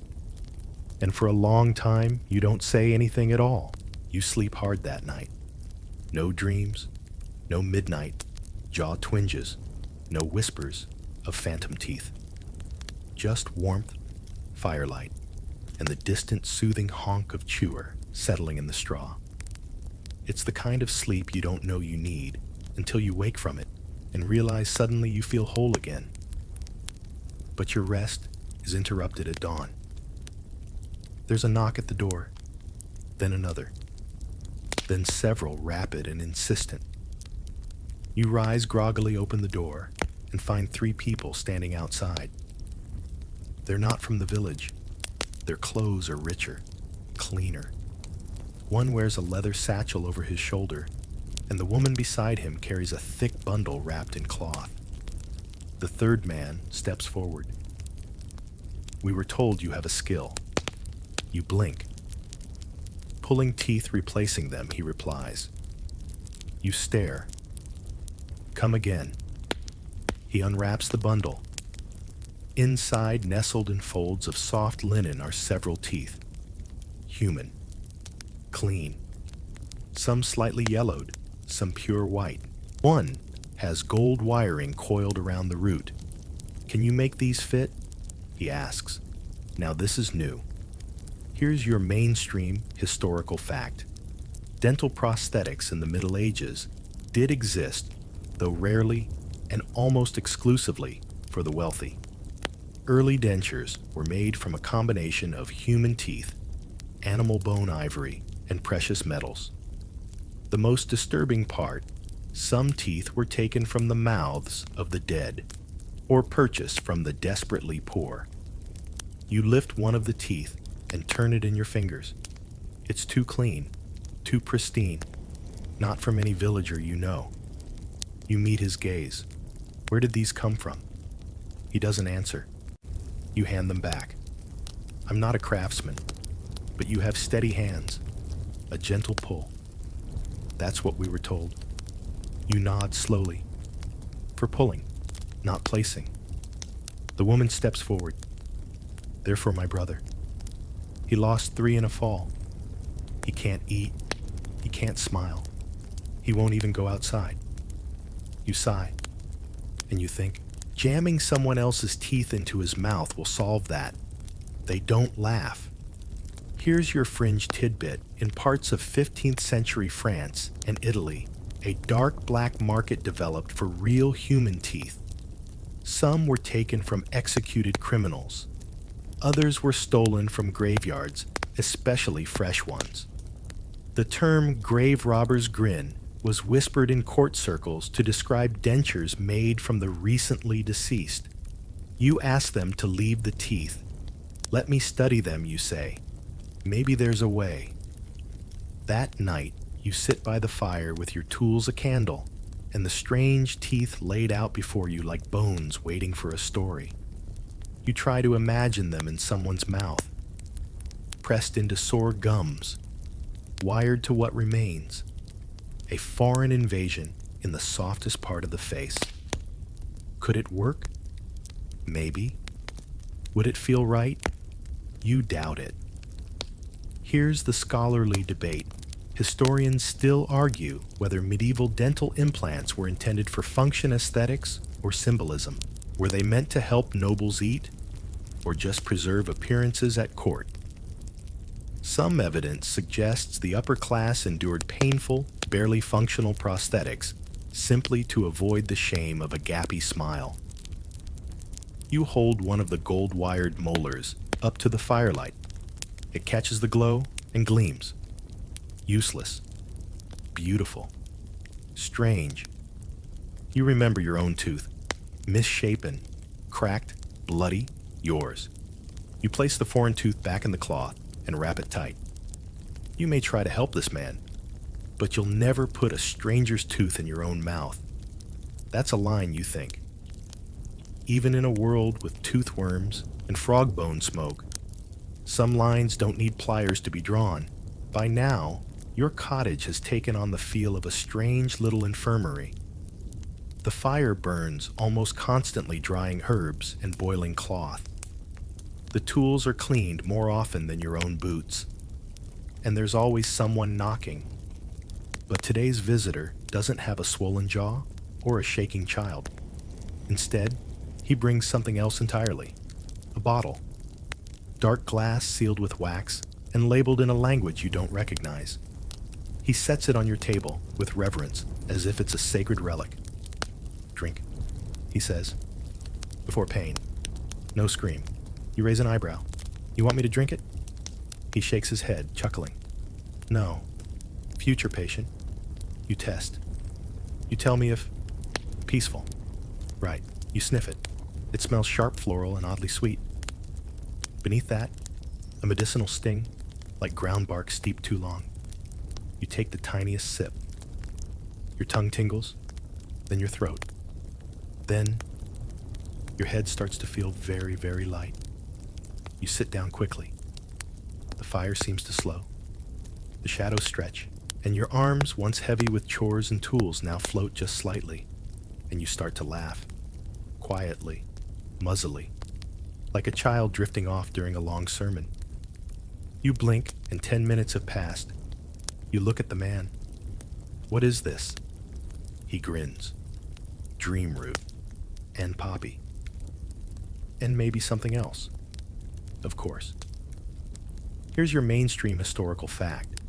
While anesthesia, as we know it, didn't exist in the Middle Ages, there were several known sedatives and pain-relieving concoctions.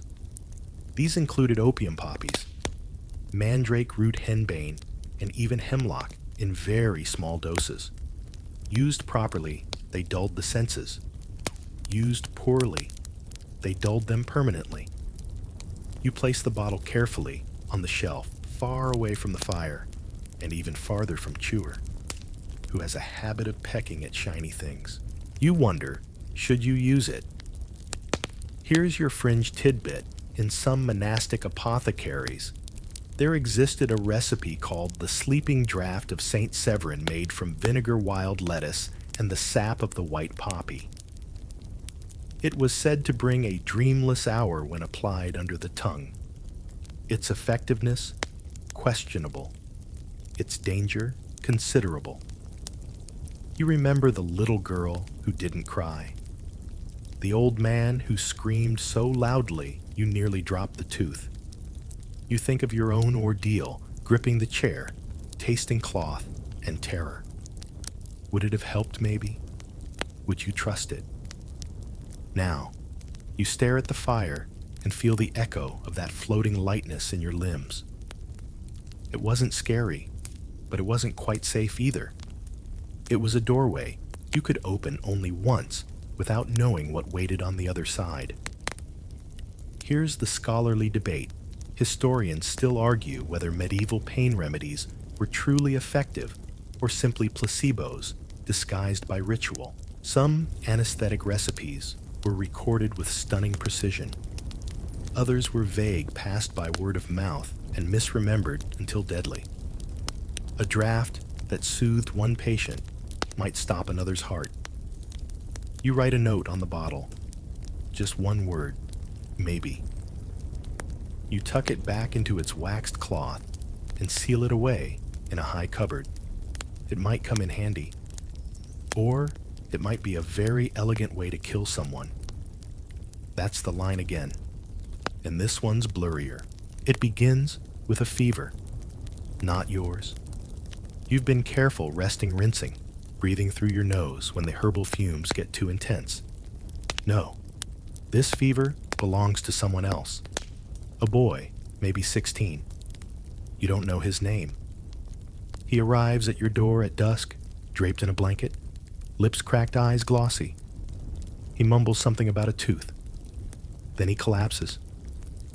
Your wife helps drag him inside. You lay him near the fire, and he curls into himself like a frightened animal. You check his jaw. No swelling. No redness. But something's wrong. His gums are pale. His breath rattles. You press your fingers to his neck. His pulse flutters like a moth against a window pane. You ask, how long has it hurt? He doesn't answer. His sister arrives an hour later. He had a molar pulled 3 days ago, she says, wringing her hands. From a traveler. In the square. It bled a lot. Then he fainted. Then the fever. You close your eyes. Too late. Here's your mainstream historical fact. Untreated infections from dental procedures were a major cause of death in the Middle Ages. Without sterilized tools or antibiotics, even a simple extraction could lead to septicemia, a systemic infection that could spread to the brain, heart, or lungs within days. You boil water. You soak cloth. You rub his forehead with sage. But you know the truth. His gums are gray now. His breath is turning sour in a way that smells deep. Bone deep. He sleeps in fits, tossing, whispering nonsense. The fever has taken hold of his brain now. He asks for his mother.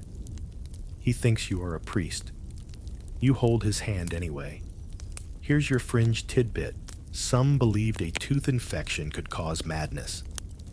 In certain cases, patients who experienced delirium after dental work were locked away in monasteries thought to be possessed or cursed. One account describes a man who tried to dig out the worms from his own skull using a chicken bone. You do everything you can. Saltwater rinses, wine compresses, prayers. But on the third morning, he dies. Quietly, before dawn. Just a slow exhale and then nothing. You bury him yourself. You find a small silver token in his satchel, St. Apollonia worn nearly flat. You place it on his chest before the earth closes over him. Here's the scholarly debate. Historians still argue whether deaths like this were common or just poorly documented. Some suggest tooth-related deaths were underreported, especially among the poor. Others believe that natural resilience and low-sugar diets may have prevented more frequent infections. But you've now seen it with your own eyes. It doesn't take a battlefield to die in pain. Sometimes it's just a tooth, pulled too fast, with a dirty hand. That night, you clean your tools slowly, meticulously, as if you're trying to scrub away something invisible. Your wife brings you tea. You don't drink it. You stare into the fire and wonder how many more will come. How many you can save.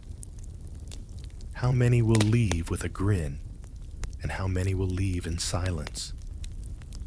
You think of the boy's final breath, of how soft it sounded, like a candle being blown out from the inside. The day after the boy's burial, the village is hushed. Not because anyone says his name, no one does, but because they all know. They know he came to you. They know you tried. And they know he died anyway. You become for a little while something not quite trusted. The healer who couldn't heal. The man with cloth and wine and careful hands who still lost one. It's unfair. But it's also human. Some people still knock. Quietly, mostly at night. They look around before entering. They speak in whispers. Just a bit of swelling, they say. Nothing serious. As if naming pain too loudly might make it real. And yet, others come with more faith than before. The miller's wife brings her youngest, an infant barely teething. When the time comes, she says, "I want you to be the one." The blacksmith offers you a new pair of tongs, hand-forged, just in case he mutters. Even Lady Marjorie returns smiling, faintly, her lips painted with crushed rose petals. She leaves a small linen pouch on your doorstep. Inside, a silver ring shaped like a tooth. No note. You're not sure what it means. Thanks, perhaps. Or solidarity. Here's your mainstream historical fact: medical practitioners in the Middle Ages often operated in a strange social gray zone, respected by some, feared by others. Success earned you praise. Failure, even unavoidable failure, could stain your name for years, especially when death came quietly. You begin to write. Not much. Just notes. Observations. The shape of swelling. The color of pus. The difference between aching and burning. You sketch teeth. Molars. Canines. You label them with charcoal. Your daughter finds your notebook and asks, "Is this a spell book?" You laugh. Sort of. And here's your fringe tidbit. A few rare medieval texts tucked away in monastic libraries contain diagrams of the human mouth. Some even included chants to coax the rot from the root. One such text advised smearing honey across the teeth before bed to sweeten the breath of dreams. You try it once. It's a sticky mess. Your wife laughs until she cries. That night, you sit outside beneath the stars. The wind is cool, brushing your face like a quiet apology. You watch your breath cloud in the air and think not of the boy you lost, but of the dozens you didn't. You think of the old man who sang after you pulled his incisor, of the girl who skipped home clutching her bloody tooth like a treasure, of the neighbor who hasn't complained of jaw pain in months. And then you think of your tooth. The first, the one that started it all. You buried it, yes. But sometimes you feel it still like a phantom somewhere beneath the gum, pulsing just slightly when the wind shifts. Here's the scholarly debate. Historians still argue whether the psychological effects of pain were acknowledged in medieval healing. Some believe emotion had no place in treatment, only humors and rituals. Others find evidence of empathy, grief, and quiet reflection, not always recorded, but always felt. You stare into the sky. You wonder if the boy's sister will come back, if she'll ask why, if you'll have an answer. Maybe you won't, but maybe you'll say this: he was already burning when he arrived. Sometimes pain is faster than your hands. Winter comes. Not a bitter storybook blizzard, but a creeping cold that slips through the cracks of your cottage, curls around your ankles, and turns your breath to fog even indoors. The kind of cold that makes old injuries whisper again, that tightens your jaw even when you sleep. You stoke the fire, wrap yourself in wool, and wait. The teeth don't stop. Even in winter, pain finds a way. A cracked molar here, an aching jaw there, a child who bit into frozen bread and cried for hours. They still come. Not as many, and not as loudly, but enough to keep your tools warm. And then one night, a face you haven't seen in years appears at your door. Your uncle. He grins wide and toothless. "You pulled my brother's tooth when we were boys," he says, with a hot knife and a lot of swearing. "Now, I need your help again. Fewer teeth to worry about now, mind you." He points to his mouth. One lonely stump remains angled sideways like it's trying to escape. "Hurts when I smile," which is all the time. Terrible, isn't it? You boil wine.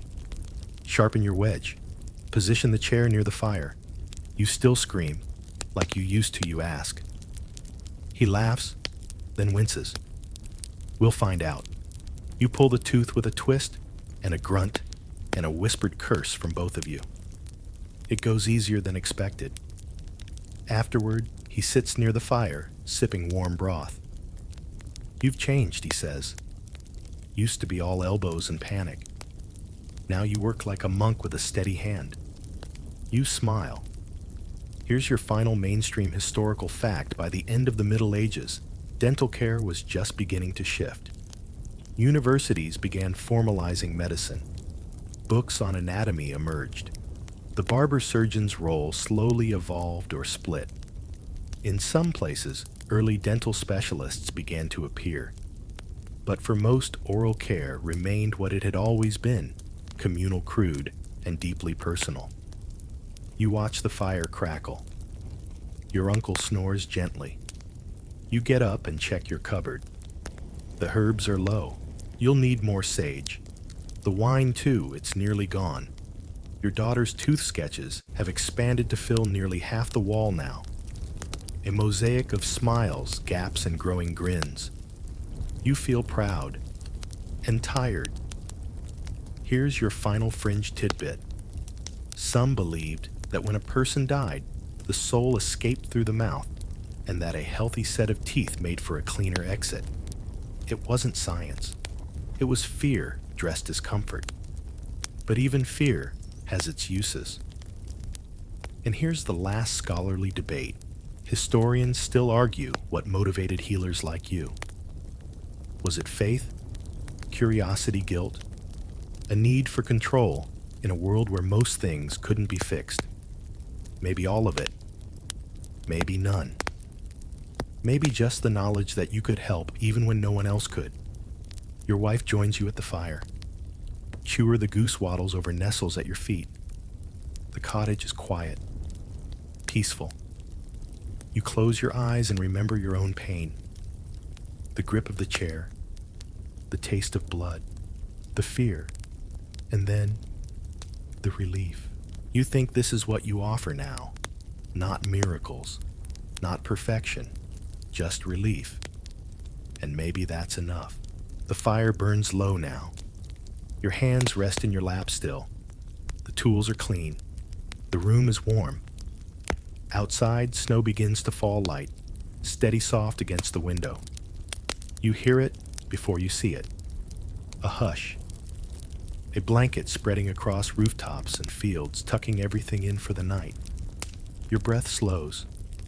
You remember the first time you felt that ache deep in your jaw, like thunder trapped beneath your teeth. It seemed endless then, but everything ends. Even pain. Even winter. Somewhere in the village, a child is sleeping with a new gap in her smile. A man rolls over, without waking for the first time in days. A woman breathes through her nose again, softly at peace. You've left something behind in all of them. Not a cure, not perfection, just a little less fear. The fire pops once more, then settles. So do you. Now rest. Let the ache fade. Let the cold stay outside. Let your jaw unclench. You're safe. You did good. And tomorrow, the world will keep turning. But tonight the pain is gone, and you are still here. Why it sucked to be a woman in medieval Europe. We're diving into a world where just being born with the wrong set of chromosomes meant your life was pretty much decided before you even opened your eyes. Imagine it's dark, damp, and you're wailing like any newborn would. But there's no celebration, no proud father parading through the village. Instead, there's a quiet sigh, maybe a shake of the midwife's head, and your mother trying to hide her disappointment. Because you, dear listener, are a baby girl in medieval Europe. And, well, you probably won't survive this. So before you get comfortable, take a moment to like the video and subscribe, but only if you genuinely enjoy what I do here. And let me know in the comments, where are you watching from, and what time is it over there? Now dim the lights, maybe turn on a fan for that soft background hum, and let's ease into tonight's journey together. You're born into a world of dim candlelight and colder expectations. The cloth they wrap you in is rougher than what your brother would have had. No one writes your name in the family records with much excitement. Your father is already thinking of how many meals you'll eat before you become someone else's problem. See, in this era, being born a girl isn't just inconvenient, it's a liability. Daughters can't inherit land, can't fight wars, can't carry the family name forward. Instead, they cost money, dowries, wedding feasts, sometimes bribes to convents if you're unmarriageable. Even your very existence is steeped in economics. Your mother feeds you, dresses you, and holds you close, but even she knows the odds.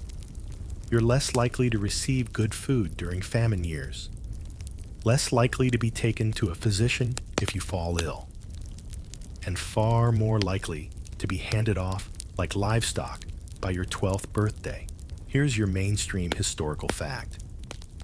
In much of medieval Europe, daughters were not entitled to inherit property unless there were no male heirs. Even then, legal loopholes often snatched land back through forced marriages or church seizures. Daughters were by law and culture secondary, but not all neglect is visible.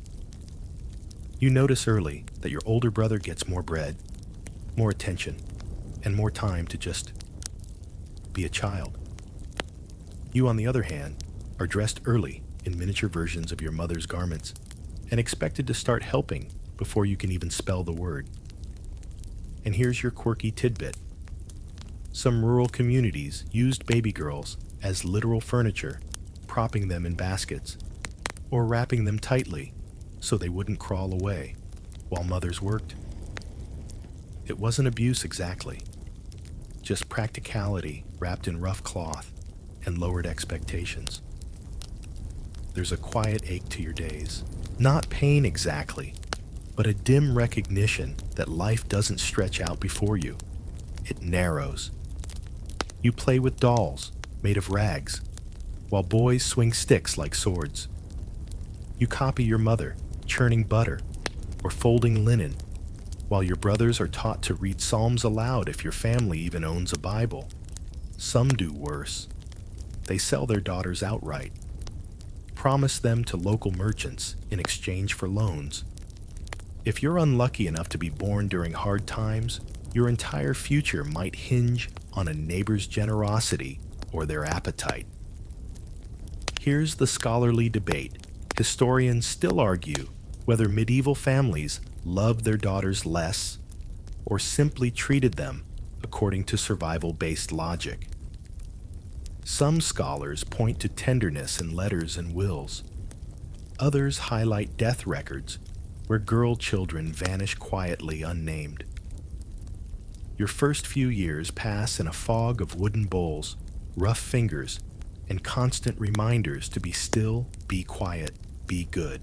You are a lesson in obedience before you're old enough to know what rebellion means.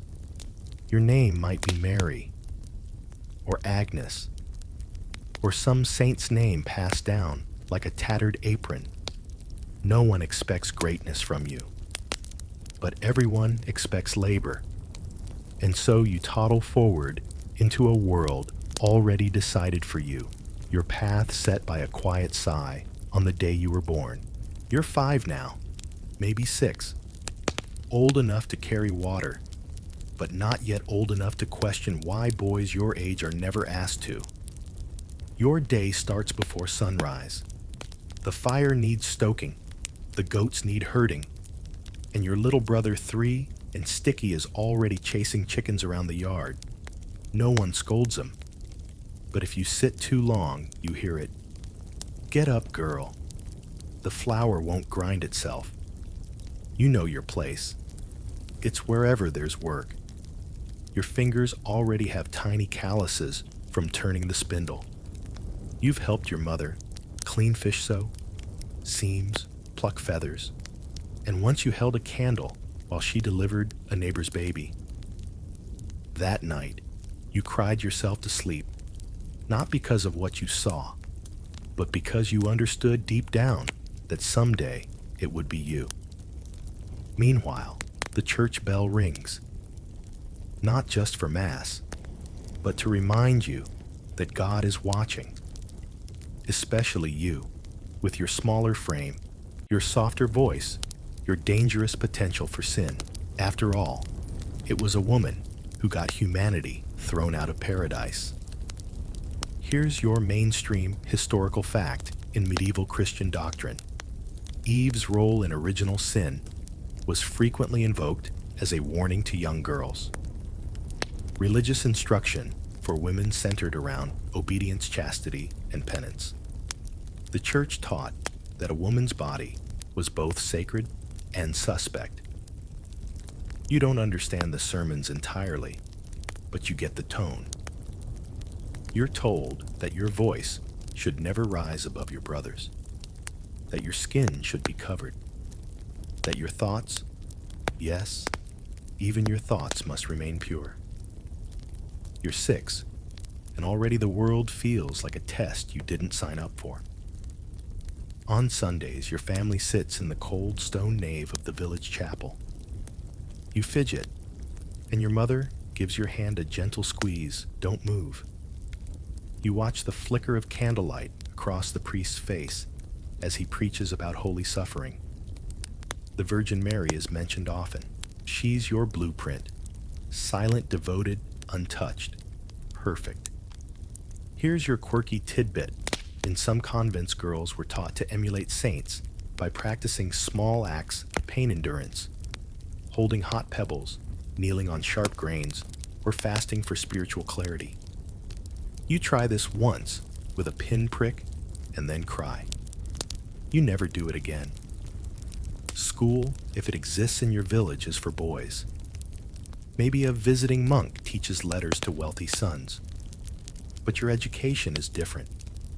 You're taught to count loaves, to thread needles to know when the milk is about to spoil by the way it smells at sunrise. And don't forget prayer. always prayer. Morning, noon, and night.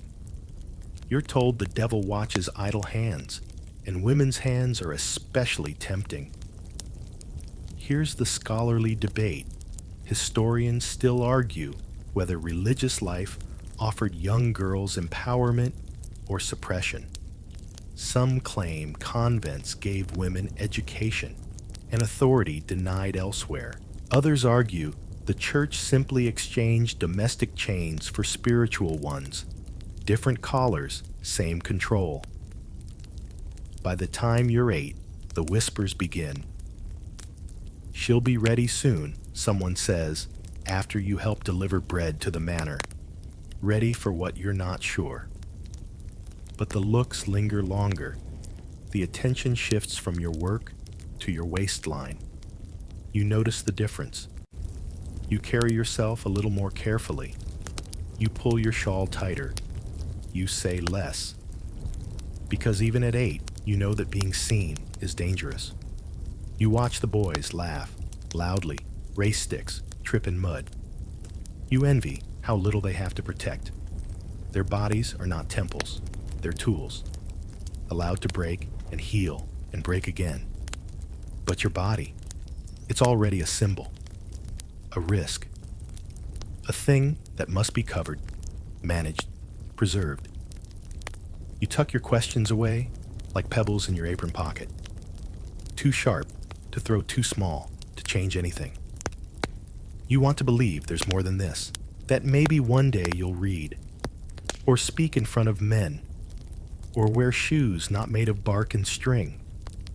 But for now, you lower your head. You fetch the water. You pray the boys don't throw stones. And you try so hard to be good. You're 12 now, maybe 13. It's hard to say birthdays aren't celebrated so much as vaguely remembered. But your body knows what the calendar never says aloud. Your hips ache some mornings. Your chest has changed. You feel it in the way your clothes fit and the way they look at you now. The baker's boy doesn't throw crumbs at you anymore. He stares too long instead. The priest speaks more softly when he blesses you, and your mother's hand lingers longer on your shoulder, as if bracing you for something she can't quite say. You wake up one morning to find blood on the straw. Your heart races not out of fear exactly, but something worse, understanding. You don't tell anyone. You try to hide it. But of course your mother knows. They all know. Your aunt arrives the next day with folded cloths and a bowl of boiled water. She says nothing, just gives you a tight nod. You are in the eyes of this village now a woman. Here's your mainstream historical fact. In most parts of medieval Europe, girls were considered marriageable as soon as they reached puberty. There were regions where girls were wed at 12 or 13, especially if property family alliances or inheritance were involved. Consent was more legal formality than actual discussion. You're suddenly not just a girl anymore. You're valuable, but only in a very narrow sense. Whispers about dowries begin. Your mother starts saving better scraps of fabric for you. The man at the well smiles at your father a little too knowingly, and just like that, you've become a bargaining chip. You no longer walk alone. You're not supposed to run either. Running makes things bounce.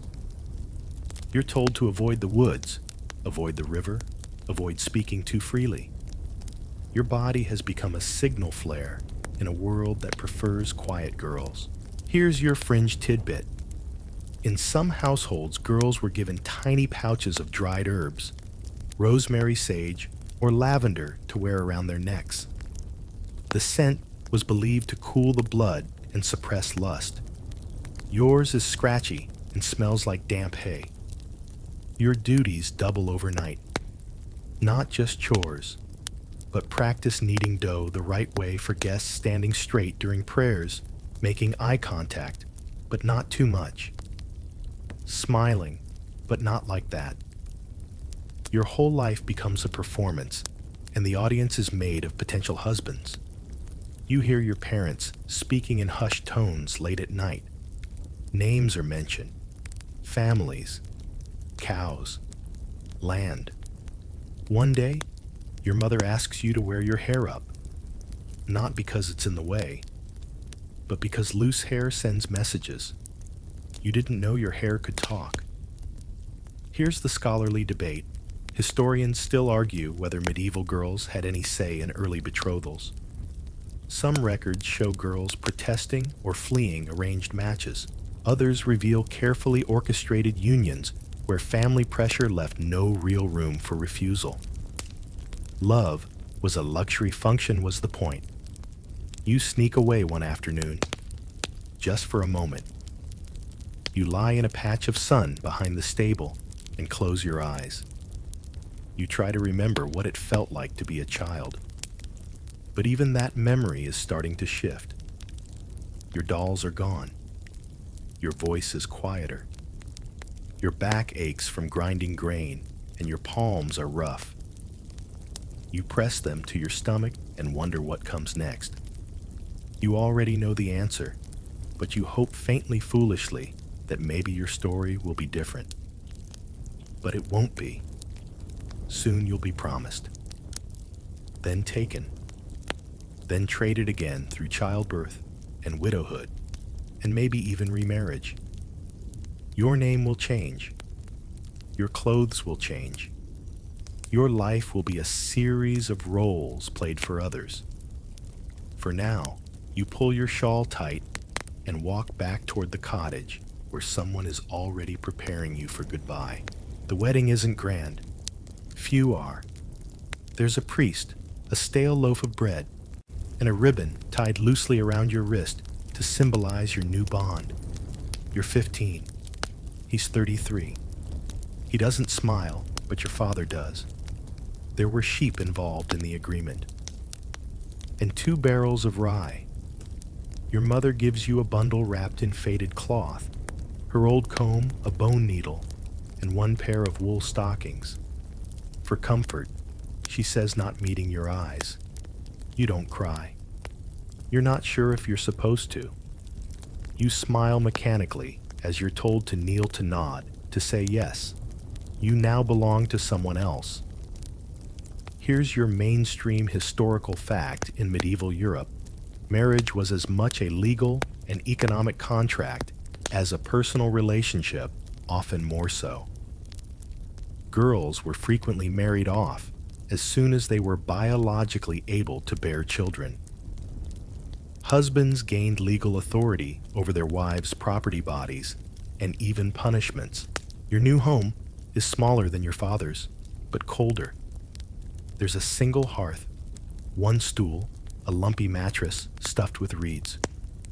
Your husband speaks little. When he does, it's to give instructions about food, about firewood, about silence. You listen. What else can you do? He expects meals, hot clothes, mended hands busy. He expects you to know these things already. When you don't, there are no outbursts, just long disappointed looks that feel worse than shouting. You chop wood. You scrub linens in freezing water. You patch his socks while the tips of your fingers go numb. Sometimes, you forget to breathe until your chest aches. And every time you close your eyes, you feel the weight of the ribbon from the wedding still tied somewhere in your ribs. Here's your fringe tidbit. In some households, brides were expected to demonstrate obedience during wedding feasts by standing through the entire meal, serving guests with lowered eyes, or even remaining silent for a full day. Failure to comply was considered a poor omen. You begin to shrink in your own skin. You used to hum while you worked. Now, you barely make a sound. At night, the cottage settles into a creaking hush. You lie on the straw mattress, listening to his breathing. You pretend you're elsewhere. You imagine you're invisible. Sometimes, you dream of your mother's hands. Not her words, just her hands. folding cloth, tucking hair, pressing warmth into your shoulder like a promise. Here's the scholarly debate historians still argue whether medieval marriages were universally oppressive or simply reflective of their time. Some records describe mutual companionship. Others detail neglect, forced obedience, or worse. Women's diaries are rare, but when they exist, they often ache with quiet resignation. You learn to anticipate your husband's moods, to read his footsteps, to sense when your silence is welcome and when your voice might be required, but only briefly and never in disagreement. You become skilled at small efficiencies, saving bits of fat for later meals, stretching thread twice as long, remembering the names of his relatives even when they forget yours. Your body, once awkward and uncertain, is now a vessel for expectations, a source of airs, a target for scrutiny, a thing that must not age, sag, resist. Some days you see your reflection in the water bucket and feel detached, as if the girl in the surface is someone you used to be, someone who liked lavender and sun patches and splashing in puddles, someone who could speak.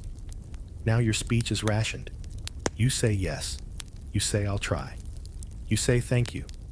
You rarely say no. But tonight you whisper it, just once, under your breath, not to him, just to the walls. And the walls listen. The first time you miss your bleeding days, you don't say anything. You just notice. A few days late, then a few more. You kneel longer at the morning prayer. You scrub harder at the wash basin, as if effort might stop the tide already rising inside you. You've seen it before your mother, the neighbors, even that girl from 2 cottages over, who fainted by the well and never stood up again. You know what it means. You're going to be a mother, whether you want to or not. Here's your mainstream historical fact.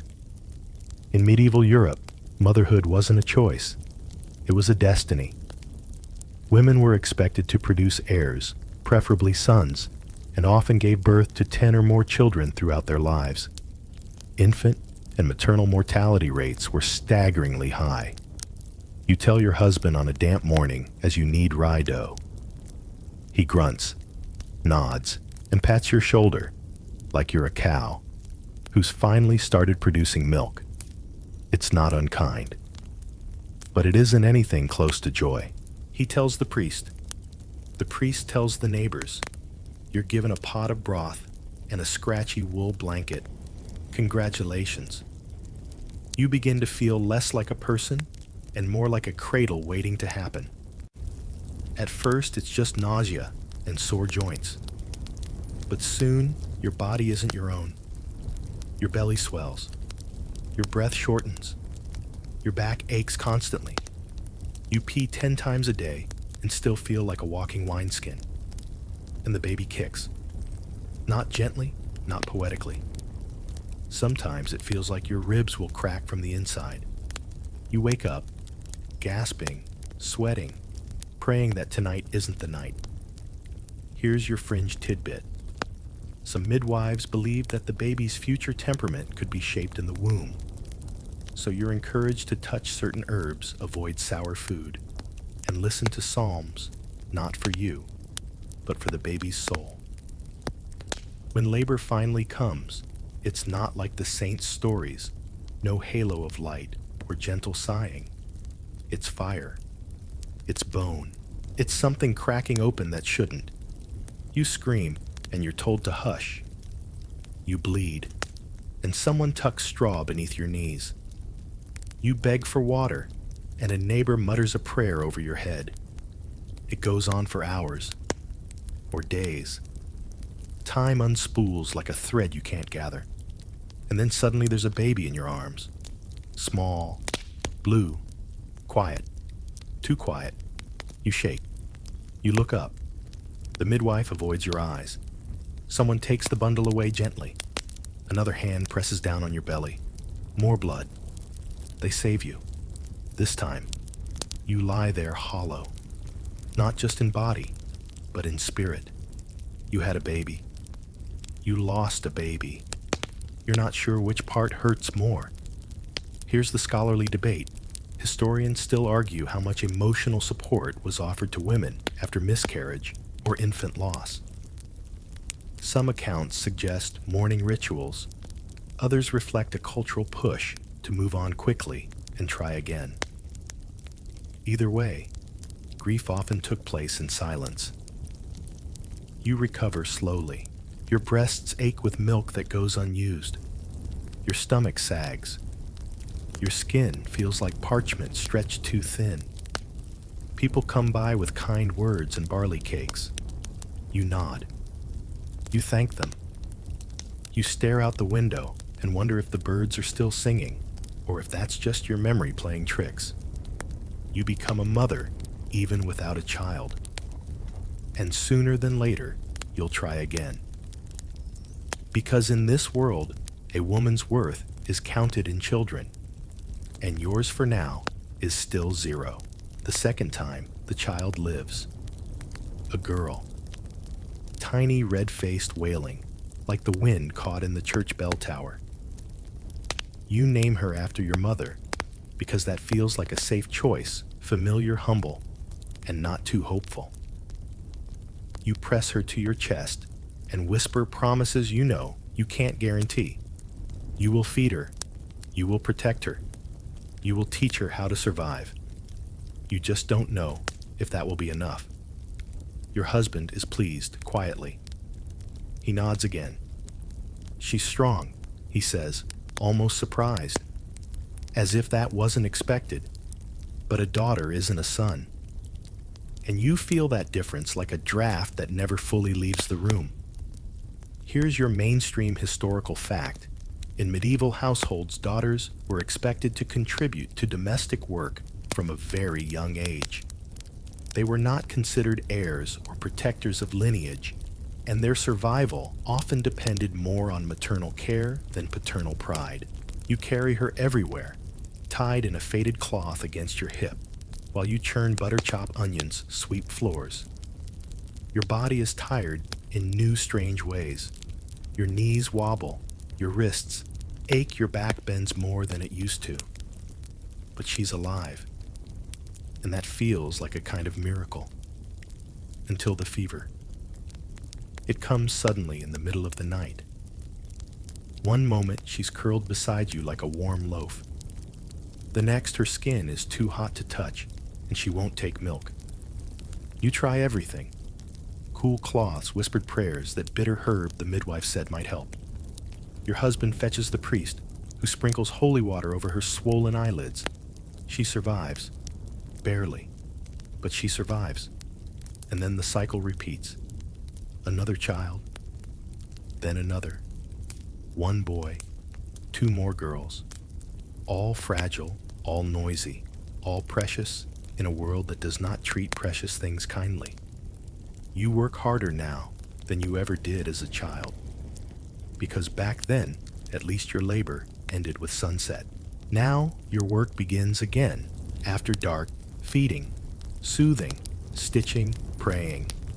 Here's your fringe tidbit. In some regions, women were expected to offer public thanks to the saints after each surviving birth by crawling on hands and knees to the altar, regardless of their recovery status. You do it once, knees raw, against cold stone. No one offers to help you back up. Your husband still doesn't say much, but he expects more. More food, more clothes, more children eventually. You are no longer a wife, really. You are a hearth that never goes cold, a pair of hands that never stops moving, a womb that must never close its doors for too long. You begin to lose track of time. Days blur into laundry and bread. Years vanish behind swaddling cloth and the cries of teething mouths. Your hips throb. Your teeth hurt. You haven't had a full night's sleep in 5 winters, and yet, no one praises you.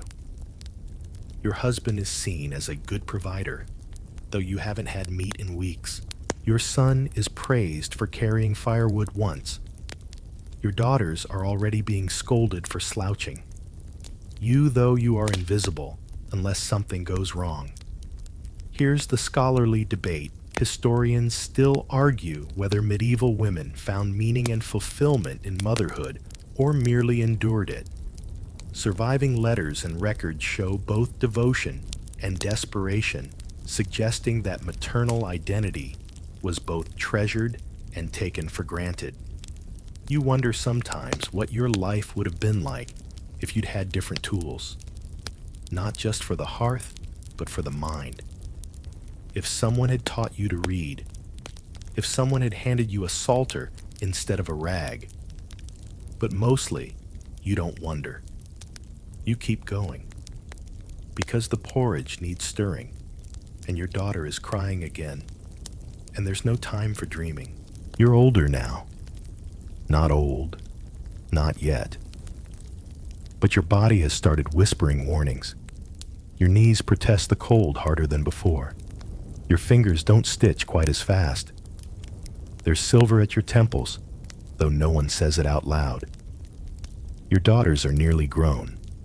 Your youngest still clings to your skirt, but your eldest is taller than you. And you find yourself pulling her shawl tighter in the same nervous way your mother once did to you. And now you see how it all circles back. She's bleeding. You know it before she tells you. Her hands shake when she gives you her linen cloth to wash. You say nothing at first. Just nod.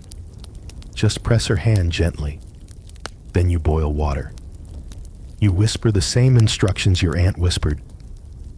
You give her the same sage, the same prayers, the same tight, quiet nod. You want to scream.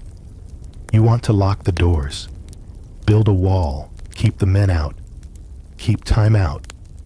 But you can't. So instead, you tell her how to hide her pain, how to lower her voice, how to say yes only when she must. You teach her how to disappear politely. Here's your mainstream historical fact. Older women in medieval Europe were often tasked with preparing the next generation for marriage and domestic life, reinforcing the same gendered roles they themselves endured. They became enforcers of survival through conformity. You hear the whispers already. She's a woman now. She'll make a fine wife. How many cows will they offer?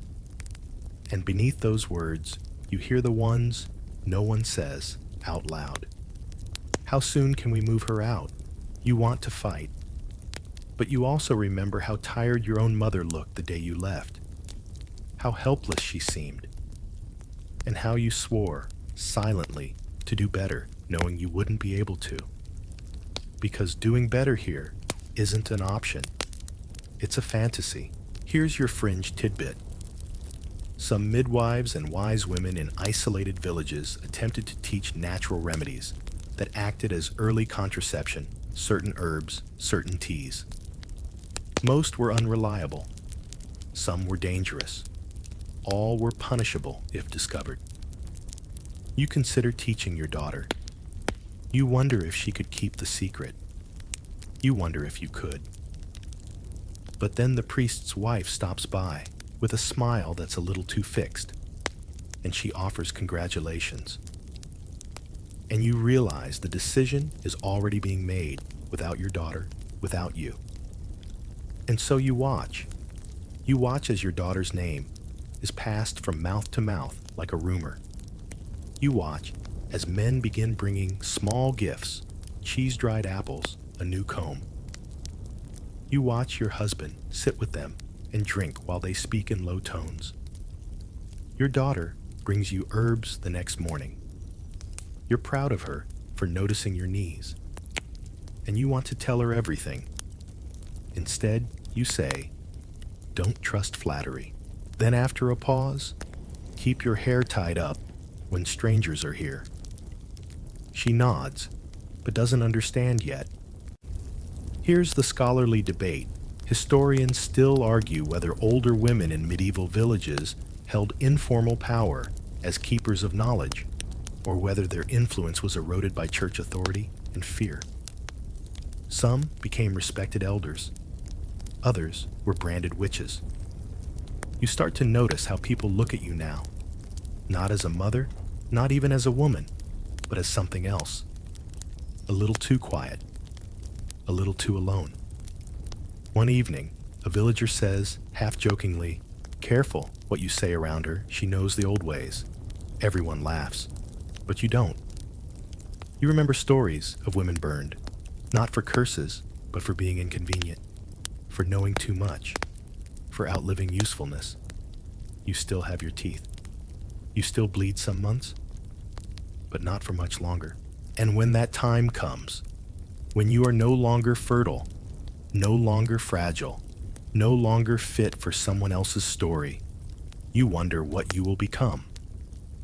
A widow, a wise woman, or just forgotten. There are two kinds of women left now: those still being watched, and those who've been forgotten. You've crossed into the second group. Your husband died last winter fever, sudden and cruel. The priest said it was God's will. The healer said it was his lungs. You said nothing, and no one asked what you thought. You buried him with the others beneath frost and stone, and walked home alone, carrying the candle meant to guide his soul. No one really checked on you after that. You're not surprised. Here's your mainstream historical fact: medieval widows often occupied a strange space in society. Some gained a small measure of autonomy, allowed to manage their late husband's estates or remarry freely. Others became targets of suspicion, harassment, or even accusations of witchcraft. You're not poor, but you're not safe either. You still have your hands, your wits, your modest cottage, but without a man to speak for you. You're increasingly visible in the wrong ways. People ask fewer questions when things go missing, when the well goes dry, when a cow births a dead calf. They glance your way, not openly accusing, but with just enough quiet to let the doubt grow teeth. And so you keep to yourself. You tend your herbs. You visit the graves. You whisper to the wind. Not spells, just memories. Sometimes the children still visit. Daughters with their own little ones, now tugging shawls, asking questions. You offer tea. You offer warmth. You watch them leave their skirts catching on brambles, their eyes already full of tired. They're you, just younger. And now you're what you always feared, the woman alone. Here's your fringe tidbit. In some regions, older women were believed to hold magical powers simply by outliving their usefulness to men. The word witch often replaced widow. Sometimes it only took a neighbor's cough or a bad harvest to spark a fire. You walk with care now. Speak softly. Never offer advice unless asked, then only once. You no longer accept food from neighbors, no matter how kindly offered. One day, the priest gives a sermon on sin and decay. His eyes pause too long on you. You feel the temperature in the church drop by degrees. That evening, you gather your few valuables, your mother's comb, your bundle of herbs, the St. Apollonia charm your granddaughter left behind. You pack them in linen and leave them beneath your bed, just in case. But even here, even now, not all is lost. Here's the scholarly debate. Historians still argue whether women found empowerment in faith and folklore through convent life pilgrimage or legends of saints who defied men and miracles alike. Some evidence suggests widows formed quiet networks of mutual care, sharing food space and whispered truth. You begin to attend fewer sermons and more forest edges. You speak with the midwife more often. You start reading old prayers not as commandments, but poetry. You teach your granddaughter how to make clove paste for toothache, how to boil nettle for strength, how to braid hair in a way that says, I am not afraid. She smiles at you, not with pity, not with fear, but with something close to understanding. That night, you sit by your fire comb in hand and remember the girl you were, the one who carried buckets, who bled early, who whispered no to the walls and prayed they were listening. You survived her.